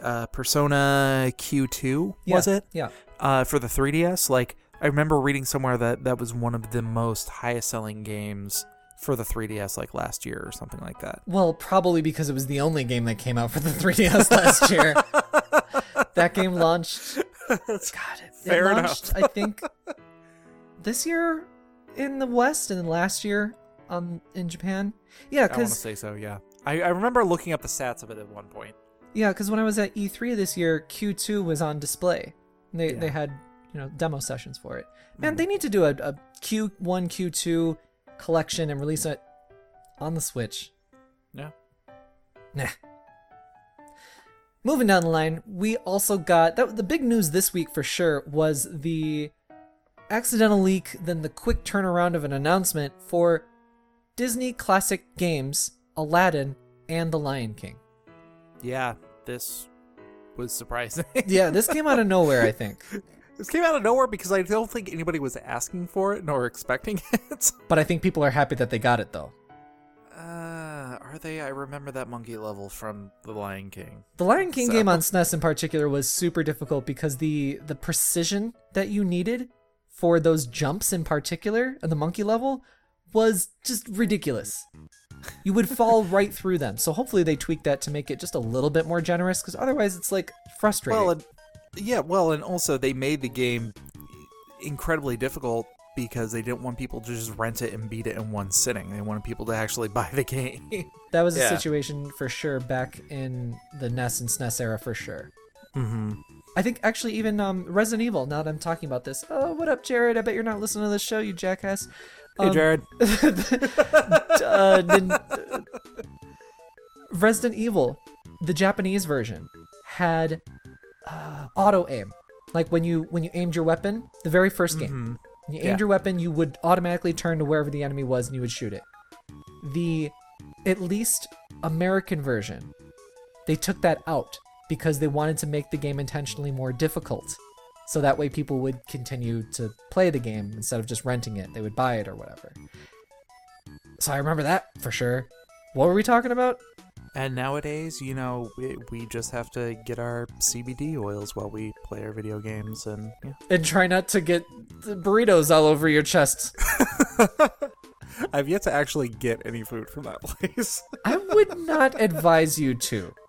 Probably is a bad idea. Unless you're looking for a colon cleanse. So Lion King and Aladdin. So the Aladdin game is going to have difficulty adjustments, camera refinements, bug fixes, and additional surprises, they say. Maybe it's a blue Will Smith genie. Oh, that'd be awful. That would be so bad. And then they're going to have updated visual effects that include 1080p. and some enhancements for HDTV. They say whatever that means, we're not sure. There are some screenshots on our website though, so you do want to check that out. There's also going to be an instant rewind for any of the games in real-time play, so you can pretend like it's actually Prince of Persia when you're playing Aladdin. Okay, that's interesting. Yeah. It's I think a quality of life optional feature. Mm-hmm. Now, if I remember right, the SNES version of Aladdin will not be in this collection. Correct me if I'm wrong, folks. Really? I think so, because that game was made by Capcom, and so that would require some additional licensing stuff. Yeah. And Disney doesn't want to go through all that, so the SNES version of Lion King is on there, and the Sega one, and then the Sega Aladdin is on there. Now I want to settle this right now, because there's a bunch of people who fight over Sega Genesis Aladdin was good, or Master Drive, or whatever. Or Mega Drive, I mean. No, SNES Aladdin was better, or whatever. They're two very different games. They just have the same name, which was bad marketing. They're both just called Aladdin, I'm pretty sure. Mm-hmm. But they're both two different games, and they're both really good. Mm-hmm. So, fun fact, Aladdin for the Sega Genesis was the first game that I ever discovered cheat codes for. Huh. Did you get Big Head mode? No, it's level select, actually. Oh. So, the story is I was at the mall in one of the big, I think it was like a JCPenney's or one of the big, clothing outlets at the mall. And this was back when they didn't know what to do with video games, so they actually had a video game section in the middle of the clothing store. So I went over there to try out their demo station, and there was this kid who played the demo of Aladdin, and then all of a sudden he did something and he jumped ahead to the second to last level, and I was like, oh, how'd you do that? I'm a little Galen guy. And he was like, yeah, you just go to the pause menu and you hit ABBA, and start. And it would bring up the level select. And I memorized that because I wanted to do that on my Sega channel when I got home. Back before the age of the internet, that's how you got things done. You found it out from other kids. Yeah, that was the exciting thing back then. Super inefficient, but it was the mystery and the wonder where you just found stuff out by talking to other kids in the neighborhood or on the playground at school or something. Not saying it was a better time. I'm just talking about it fondly. Not trying to be one of those, kids today will never learn, because then you're just like the last generation. Don't be a jerk. Moving on, talking about Dusk Diver coming to North America on October 29th and to Europe October 25th. This game is a game that may have passed you by. This is an action RPG, not unlike a Warriors title or perhaps a character action title, that is highly stylized, made by a Taiwanese team and set in Taiwan. Highly stylized like the Shin Megami Tensei or the Persona series. You'll want to definitely give this game a second look because it's coming out very soon and it's looking really promising, really exciting. So if you're into Astral Chain, if you're into Warriors titles, you're into Devil May Cry and Bayonetta, Dusk Diver is what you want to look at. Yeah, I haven't even heard about this game until I saw the article on it and watched a trailer. Yeah, it looks like a Warriors version of Persona or something like that, or a Warriors version of The World Ends With You. I feel like a lot of the similarities too are also with Kingdom Hearts in terms of battles, because it's not like there's a million enemies on screen like some Warriors titles. You are fighting enemies that are fighting you back. It's not just a lot of fodder. Yeah, well, and I would say that it's a little bit more. It reminded me more of P5S. Mm-hmm. Simply because, with Kingdom Hearts, you kind of have that elevation to everything. And from the scenes that I saw, everything was a little bit more open spaced when you're actually in the gameplay. That could just be the scenes that I saw in the trailer. No, I agree with you. From what I've seen of the game, it's not level based like a lot of almost all Warriors games are. You are traveling throughout the city of Taiwan in some of the really iconic areas of Taiwan as well. So anybody who's been to Taipei, did I say city of Taiwan? Oh my god.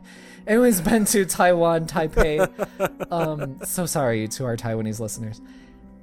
Ni hao. You will want to check out this game because it's also doing the Persona and Shin Megami Tensei game thing of highlighting real world locations, which I think is a really romanticizing thing to do for places that you love, and I'm a big fan of it. I really loved that when they did that with Watch Dogs, the very first one, because it was based off of Chicago, and then I played the game a little bit, and I was like, this is a million promises that were broken. Including the design of the city. To be fair, though, I didn't care. I got super into Watch Dogs. Like, just because I loved, like, the open... It also came out early enough that it was, like, beginning era PS4 when I was like, oh, this game is so cool. This is going to be what all PS4 games are going to be like. Like, it's so much better. Yeah, the third one looks good.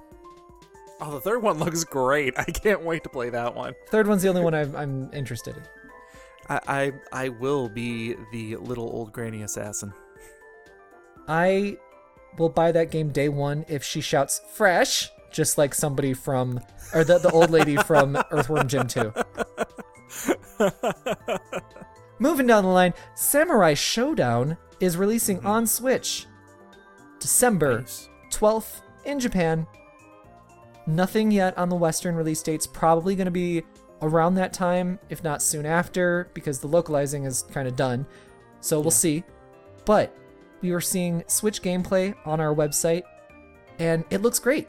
It looks really, really nice. Of course, the visuals are pared back a bit, but that visual style lends itself really good to paring down the visuals. And it's still playing at 60 FPS, the devs have confirmed. So that's awesome, awesome news. Yeah. I played the Samurai Showdown games on like the arcade Neo Geo cabinets, so I have a soft spot in my heart for these games. However, I have to constantly remind myself that I am not a competitive fighting gamer anymore. I am not part of the FGC anymore. I was huge into it in kind of the last hurrah of arcade games with Marvel vs. Capcom. I was huge into it then. And I would go to the arcades all the time, make friends with people all the time, loved that stuff. But since then, even though I'm so interested when I see like the new Mortal Kombat coming out, I'm like, oh, I gotta get that. New Samurai Showdown, oh, I gotta get that. Like, they look great. I just know that I'm only gonna play it for a minute though. Yeah, my origins with this kind of game are almost the exact opposite of yours, because I really was never that big of a fighter of these kind of like fighting game. Would you say that you are more of a lover than a fighter, Galen? Maybe. I had a joke about dating somewhere around here, but we're moving on. Anyway, the only fighting game that I can really remember getting super into was the Soul Calibur 3. Oh, yeah. And that's just because I loved the character creation system in that. Right. Honestly, nothing that I have played since then have really drawn me into the fighting game scene other than casual Smash Bros. So honestly, I think this will be a pass for me. So, but the game looks very pretty. Yes. Judging by your Smash Bros. Skills, I understand why you stay away from the fighting games. Really? Should I regale the tale of our last time we played Smash Bros? No, because this episode's going long. Yeah. I'll fight you again. I'll fight you on the YouTubes. Bring it. Just not online this time. I think online threw both of us off. It just threw me off more than you. I don't remember that at all. Super Turbo Fighters, episode 1. Oh, that was online. That's right. Whatever. Yeah, the next game that we're going to be talking about is also something that Galen has been very excited about. It is the Mega Man Zero and ZX Legacy Collection. Tell me about it, Galen. What is this? I was super happy to hear that this is coming out. Mega Man Zero, Mega Man ZX, they are Game Boy Advance, Game Boy DS. I don't think one of them came out for the 3DS. I think it's ended at the regular one. But sequel to the Mega Man X series, and you play as Zero and his, proteges going forward. It really elaborates on the character building and character progression of who you're playing as in this game. Like, Mega Man X really took a step up on wanting to showcase what an action RPG would be like, because that's what they originally had intended. They wanted the growth and the progression of your character to... Mega Man X was not a action RPG, though. Actually, if you watch, I think it was Sequelitis is what I heard this from, but they were going into when they were developing and when they were creating the Mega Man X series, RPGs like Legend of Zelda and things like that were really popular, and they really kind of wanted to showcase that and emulate that progression of the character. Like, you start kind of weak and then you get really strong at the end. So I didn't play any of the X games later on. I played the first 3, but in the first 3, I didn't feel any kind of like RPG stuff. I would have kept going with it probably. Well, and it was more of they wanted to show character growth and like how you faced Vile at the very beginning and you completely get your ass handed to you. But near the end of the game, you took him head on and you even beat him when Zero couldn't, because that was awesome. Yeah, that was really cool. With the Mega Man Zero and the Mega Man ZX games, they kind of double down on that, and they really kind of elaborate on you playing, you growing your character, you becoming more powerful, and you showing that power. Fantastic games, very accurate games as well. They are very worthy successors to the Mega Man X series, if you are into that kind of like classic style. I was also really happy to see that they have a bunch of improvements on this as well.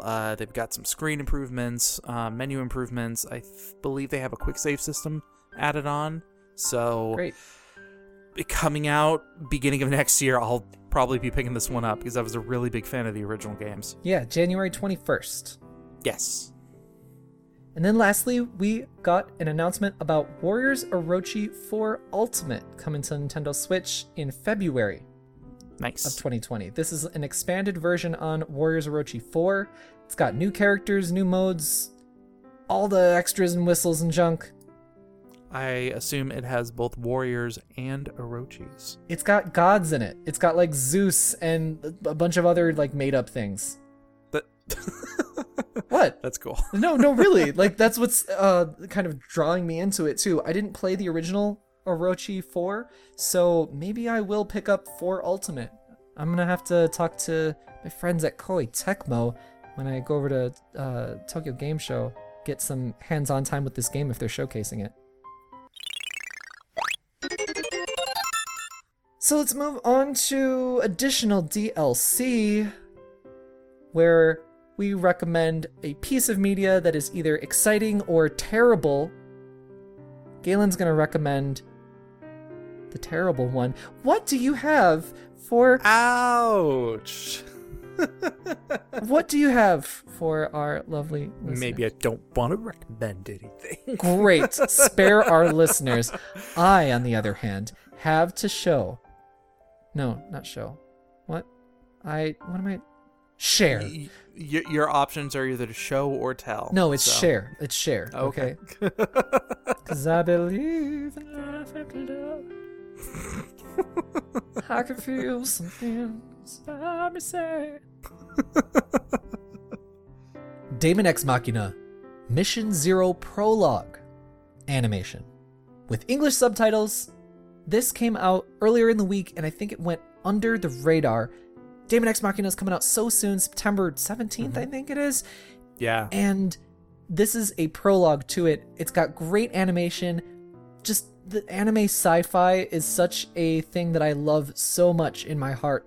And I enjoyed every bit of this when this first came out, but it didn't have English subtitles, so I didn't ever recommend it. I really wanted to recommend it back then. Now it is on Nintendo UK's YouTube. I've got a link in the description. Check it out. That is awesome. And now moving on to our favorite segments. Wait, I actually did have an additional DLC. You said you didn't. Things move fast on the Nintendo Everything podcast, Galen. I guess they do. So I'll quickly tell you guys about TFS at the Table. I've got a D&D group going on, so I'm definitely been getting into the mood. These are the same guys that do the series Dragon Ball Z Abridged, Hellsing Abridged, But yeah, it's just them getting together, playing some D&D, kind of bringing that same amount of humor to their characters that they make. And it's a very different like tone compared to some of the more serious ones like Critical Role. But I don't follow a lot of D&D streams except for these two. Like this is the one that got me back interested into D&D. Whereas Critical Role was the series that got me more into maybe DMing or taking more of an active role in the game. But no, this is fantastic. They've been going on for a couple of years, so they've got quite a few episodes backlogged. So this is a good recommendation for like new people too. The idea of a D&D stream, right? Oh yeah, absolutely. Very user friendly. They don't go high into the metagaming or anything like that, or the stats. It's very easy to just pick up and kind of, if you know nothing about D&D, you can still love and understand and enjoy the story that they have. Fantastic. So now we're moving on to our favorite segment, our listener mail. Listener mail. One of these days I'm going to get like actual instruments or something and start playing along to it. So I better fire you quickly so that way I don't have to deal with that. Yeah! Wait. So we have some very dedicated, top-tier super listeners. We love them very much, and we love to hear from them. You could be top-tier super listener as well by writing into us your food for thought for Galen and I, because clearly we love to yell at each other. If you want to make us yell, or if you have some life advice questions that you would like to hear advice from us about, then you can write into us at nintendoeverythingpod@gmail.com. Send those life advice questions and those complaints about Oni's squeaky voice to nintendoeverythingpod@gmail.com. Send in those corrections because Galen is frequently wrong on the Nintendo Everything podcast. Oh yeah, all the time. And you can be a super listener, super mail writer, like Mr. Eirik here. So, Eirik, one of our frequent writers. Hey Eirik, what's up? He writes in, I just caught up with the last 3 weeks of podcasts, and oh my god, this might be the hangry mode talking, but you had to Google if Zigzagoon and Linoon were related. They even have the same color in both frames. You fake gamers. So fake. Guilty. Now, hold on though. I had a Zigzagoon in, was it X and Y probably? I had a Zigzagoon and I loved him. And I don't think he ever evolved into a Linoon, however you're going to say that stupid name. So I just don't remember the Zigzagoon even evolving at all. So that's part of it, is that I leveled that thing up a whole lot. Yeah, here's a question. Did you use it enough to actually warrant leveling it up? I used him a whole lot. I got him up to probably the 20s for sure. I think it was the late 20s if I remember looking into it. I must have been right on the cusp. So, yeah, probably. That or he had like some weird evolution thing like Inkay, where you had to literally turn your 3DS upside down. Maybe. So, Eirik goes on to write, with that out of the way, we love you because of your personality only. No, really, we do. Accept it. Accept the love. Kissy face. Thank you, Eirik. By the way, Galen, you skipped one of his paragraphs. Thank you for loving my personality. I don't think anyone has ever done that on the planet. Maybe Galen. Or no, not Galen. Maybe Cliff. You do have somebody who, you are betrothed to. Betrothed? Is that a weird way to put it? Yes, definitely. God, you and your weird words. You would miss me if I was gone. So read the other thing. You missed his thing. It's talking about languages. You always talk about languages on this podcast. Eirik also mentioned, by the way, since you like languages, I got even capitalized because it is a name in Norway. Also, Odd is a name. And I know multiple guys that are named Odd Even. I love that so much. That is so cool. I did not know that at all. That's actually really cool. Eirik goes on to say, thanks for the pod. Every episode is great, and I need to hear your Fran Drescher voice. Now, please. Oni. Wait, you should continue reading his thing, and then okay. Or more, I would like you to read the rest of the email in a Fran Dresser voice. No, that is way too much. Do it. No, that's way too much. So, okay. Give the people what they want. So, a couple of episodes ago, whenever I talked about Fran Drescher or whatever, I actually said something in the voice, and then I was like, you know what, this is not listenable, and I edited it out of the podcast, and lo and behold, you want to hear it? Ruining everybody else's ears. Eric continues, I have rated you on PodTunes, so the algorithm gods will be happy. My 3-year-old daughter just started to play Paw Patrol game on my Switch, and let me tell you, that is not as bad as I thought. It's not good, but it's not horrible, and at least it's better than Hollow. Keep up the fun casts, and thank you. Thank you so Thanks for writing much, in, Eric. Yeah. I'm trying to do the thing that he requested us to do before, where we kind of bookend our discussions with the video game topic, but I don't know if I'm doing a very good job at that, so I'm going to keep trying harder. I'm going to keep trying to improve, and if anybody has any other suggestions, they can write into the podcast as well on what they want to hear changed. Absolutely. And Eric, thanks for the rating on the PodTunes, because thank you so much for that. That's awesome. That actually helps us out a lot. That helps us so much. So please, everybody, also do it, please, because I see our podcast statistics. I see how many people listen to this podcast, and then I see how few reviews that we have on our Apple podcast thing. I'm just saying, I'm disappointed in a lot of you. Mm-hmm. That's a really terrible thing for me to say. I'm so sorry. I'm not disappointed in any of you. You're all great, and I'm hoping that I'm trying to brighten your day a little bit. You're all really wonderful people, and you need to keep doing your best. And listeners, you should take that to heart, because I don't see the podcast analytics, only Oni, so he just calls me up and tells me I'm doing a terrible job, and then leaves it at that. So sometimes I say you did something good. I would love to screenshot the next time you do that, but I don't know if Twitter will still be a thing at that point, so. Well, I'll be on like Weibo or something like that, the Chinese Twitter. China's going to take over the world. Hey, they already have our hand scent information. Hand scent? Hand scent? Isn't that it? What was the one that I'm thinking of? Do hands give off a scent? I'm sure they do. Are you thinking of Tencent? Yeah, that's the one. How did you screw up the name Tencent with hand scent? Because Handsent is a text messaging app on my phone, okay? Handsent is a text... Yeah, it overrides whatever your base messaging program is and gives you a bunch of other stuff. Galen, you overcomplicate your life so much and frustrate mine. And I still haven't learned from it. Hey!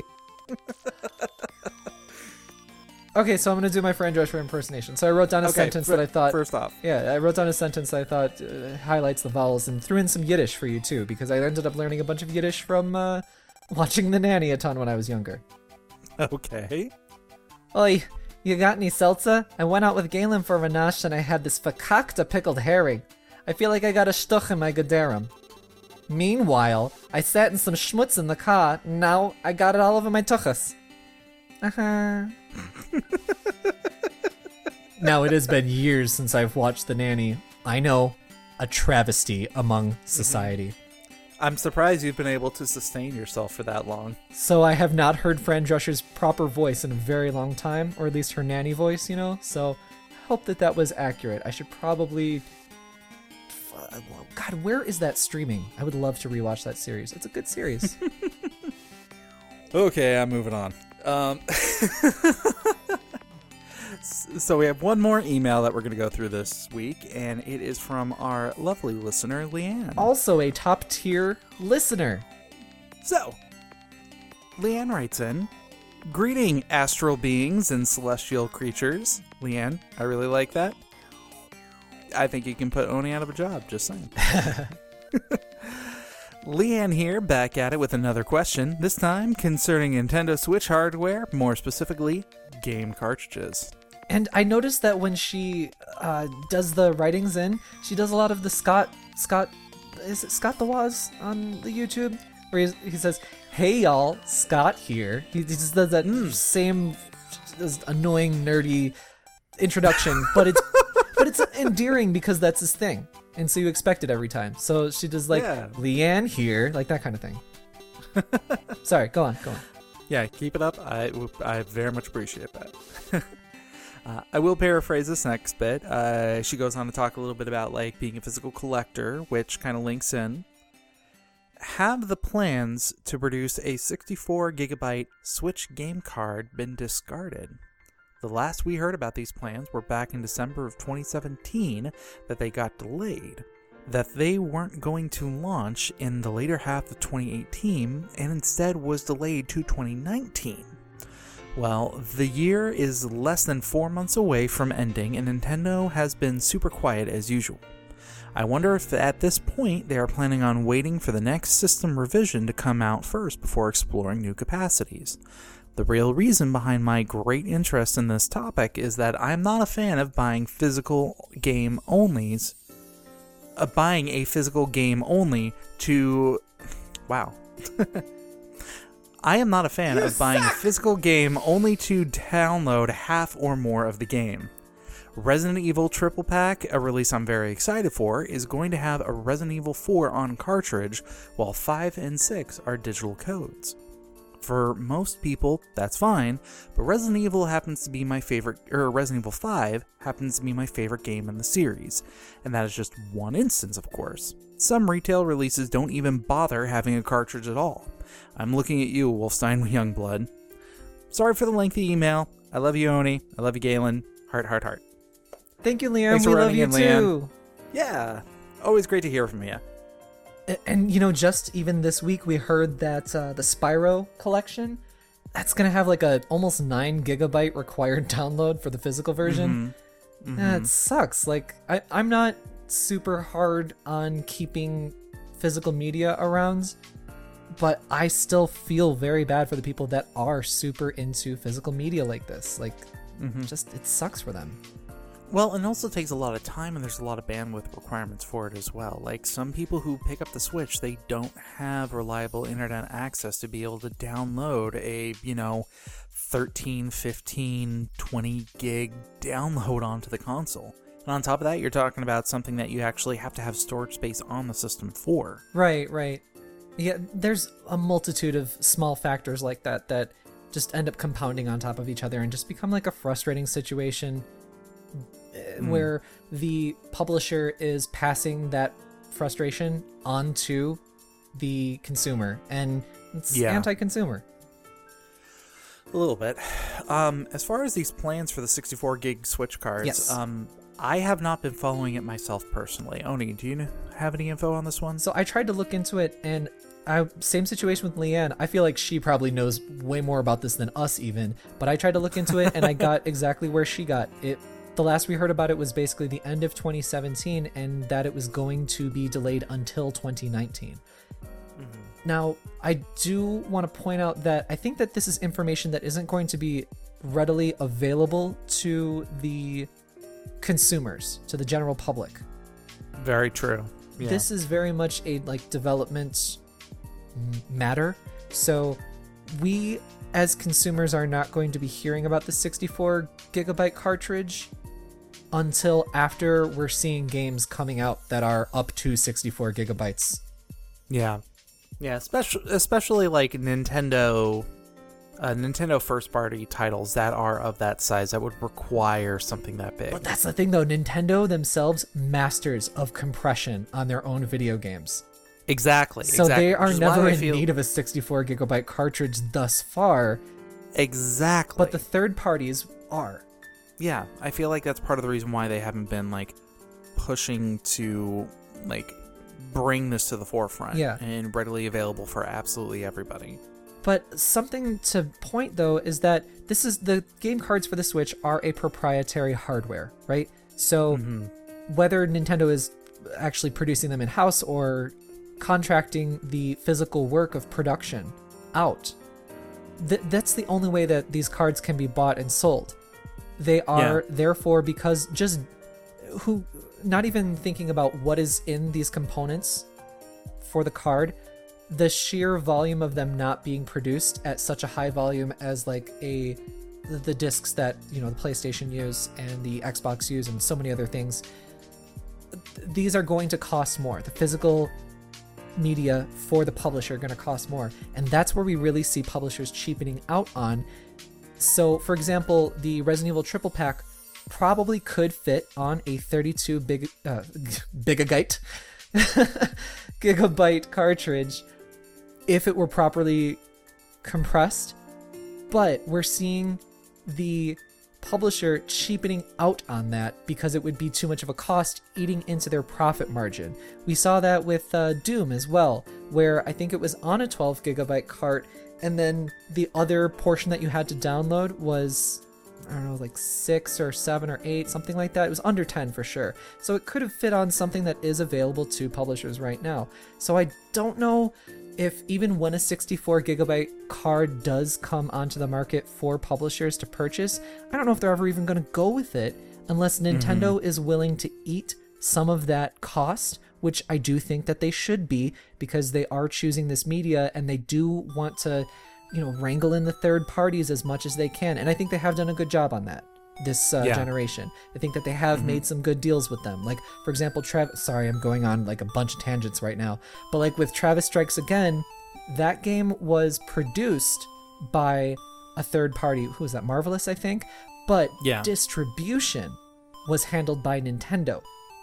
So we don't know exactly the money dealings on that, but Nintendo probably fronted some of the costs that the publisher normally would go with for the agreement that it would be a timed exclusive or something like that.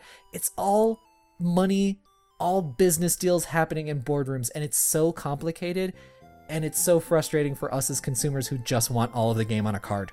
That's what it boils back down to. Plus, you also have to consider the cost of the denatonium benzenate that they cover the cartridges in to give it that bitter taste. That's an additional cost as well. That's an additional cost right there. I mean, I know you tried to bring up the taste of earwax for sure, but I mean, the production cost of the cart. I'm just saying, if that's what it tastes like now, if they upgrade it to the 64 gig card, then they've got to increase the bitterness of that. So they've got to put even more research into making that taste even worse. Because I'm assuming it's like a flavor level type thing that they go with. I'm just frequently disappointed by you.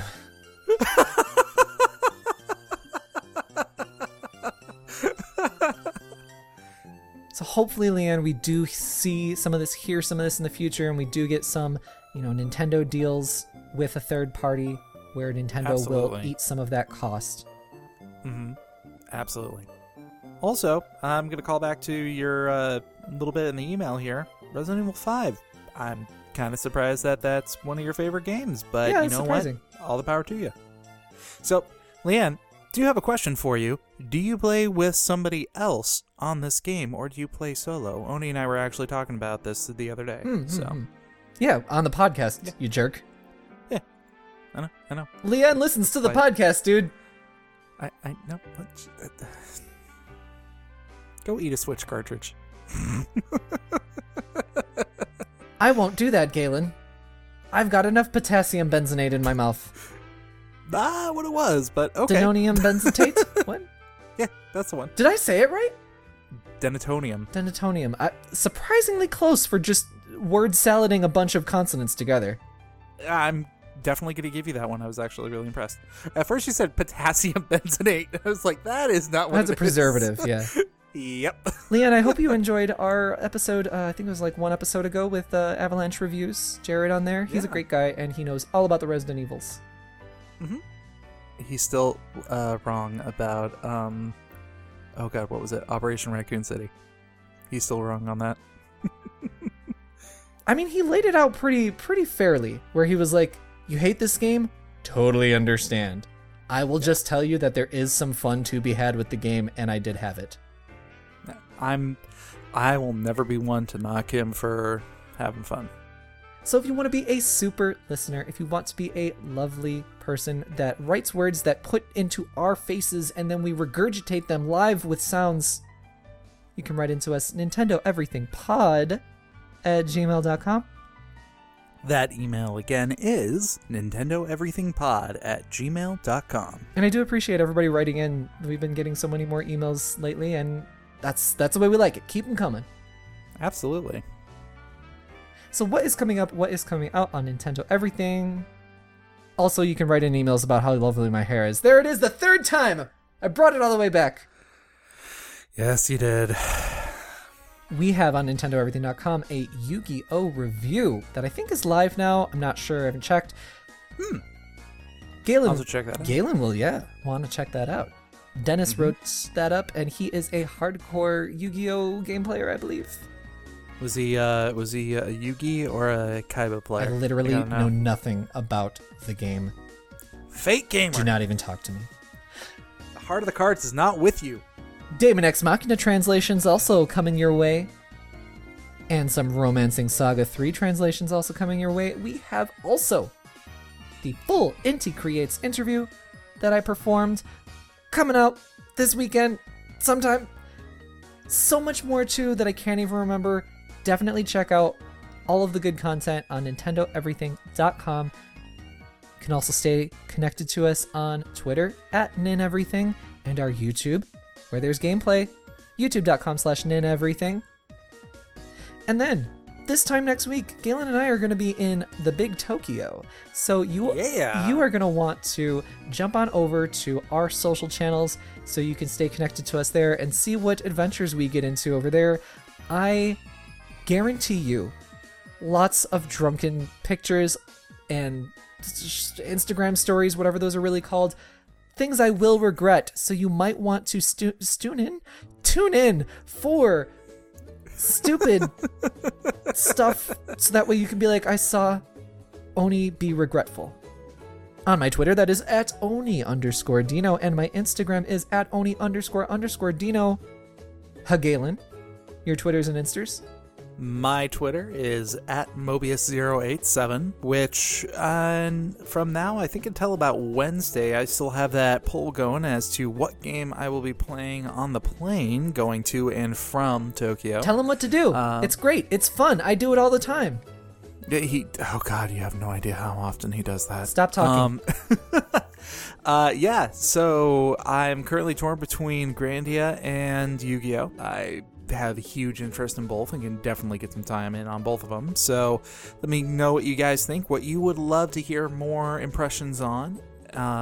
Or if there's another game you want to recommend, definitely shoot it my way too. Yeah, and I've actually been a little bit more active on my Twitter lately, so I'm going to try to keep that up too. And then the Tokyo Instas. Yeah, and then you can catch my Instas at @true_Mobius. And yeah, I remember last time I was in Tokyo, I took a ton of pictures.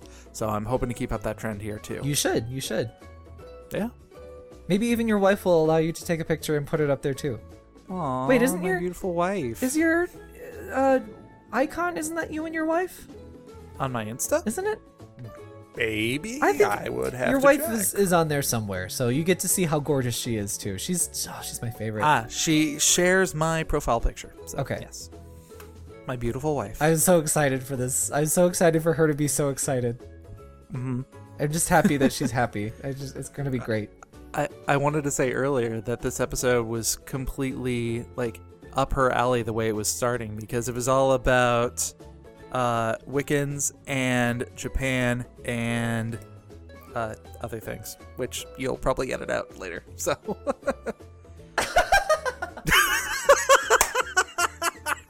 I had to think back, because what did we talk about 18 hours ago, because this podcast is so long.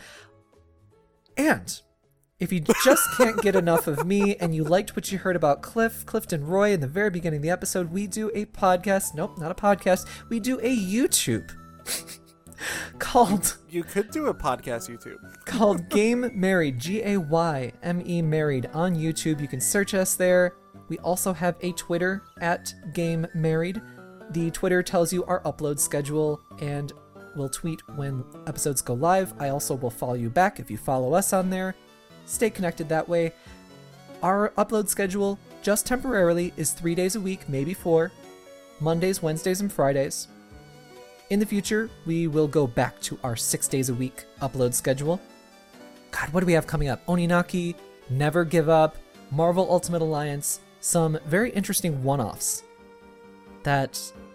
Oh, do I spoil them now? No. Just stay tuned. Spoil one of them. Spoil one of them right now. All right, one of them, Katamari Damacy. Ah! Yeah. Awesome. That freaking game has such good music. Oh, it's so good. Anyway, check out just two gay husbands playing video games. And then, leave YouTube comments about like what you do like, what you don't like. We're still learning things. We're still changing the channel. I've been hearing some good requests, and we're trying to fulfill those requests as much as we can too. So do write in there. Oh my God, there was one dude. Oh God, I wish I could remember his handle name. He was talking to me about all these language stuff and accent stuff in British accents. Oh yeah. On the Dragon Quest episode. Yeah. Brilliant stuff, guy. Loved. I'm so sorry, I can't remember your handle name right now. But what are you interrupting me for? I was about to We say, don't interrupt each other on this this podcast, Galen. I left my own comments on there, and I wanted to know your impression of it. I delete every comment that you leave on our YouTube. I'm surprised that that's not an actual thing. No, I'd never do that. That's rude. But anyway, great stuff, guy. Thank you so much for putting in all that insight. I love hearing about languages. And Eirik with his odd even talk. Ugh, so good. My Schveltz is filled with spoikus. This time next week, Galen and I are going to be face to face in the Big Tokes, back in my old stomping grounds. Oh, I can't wait to see all my friends and eat some good food. Oh God, the best food. Check out. You're going to want to be staying tuned for our shenanigans. We got a lot of stuff We planned. might not even talk about video games. It might just be us talking about Tokyo. We will talk about video Like, games. Don't be an ass. それではまたお会いしましょう。来週。Sayonara. Keep listening next week where we're going to be in the Tokes. And for everything Nintendo. Stay tuned to Nintendo Everything. またね。バイバイ。 Oni is the asshole. Goose doo doo doo. Asshole. I'm so much.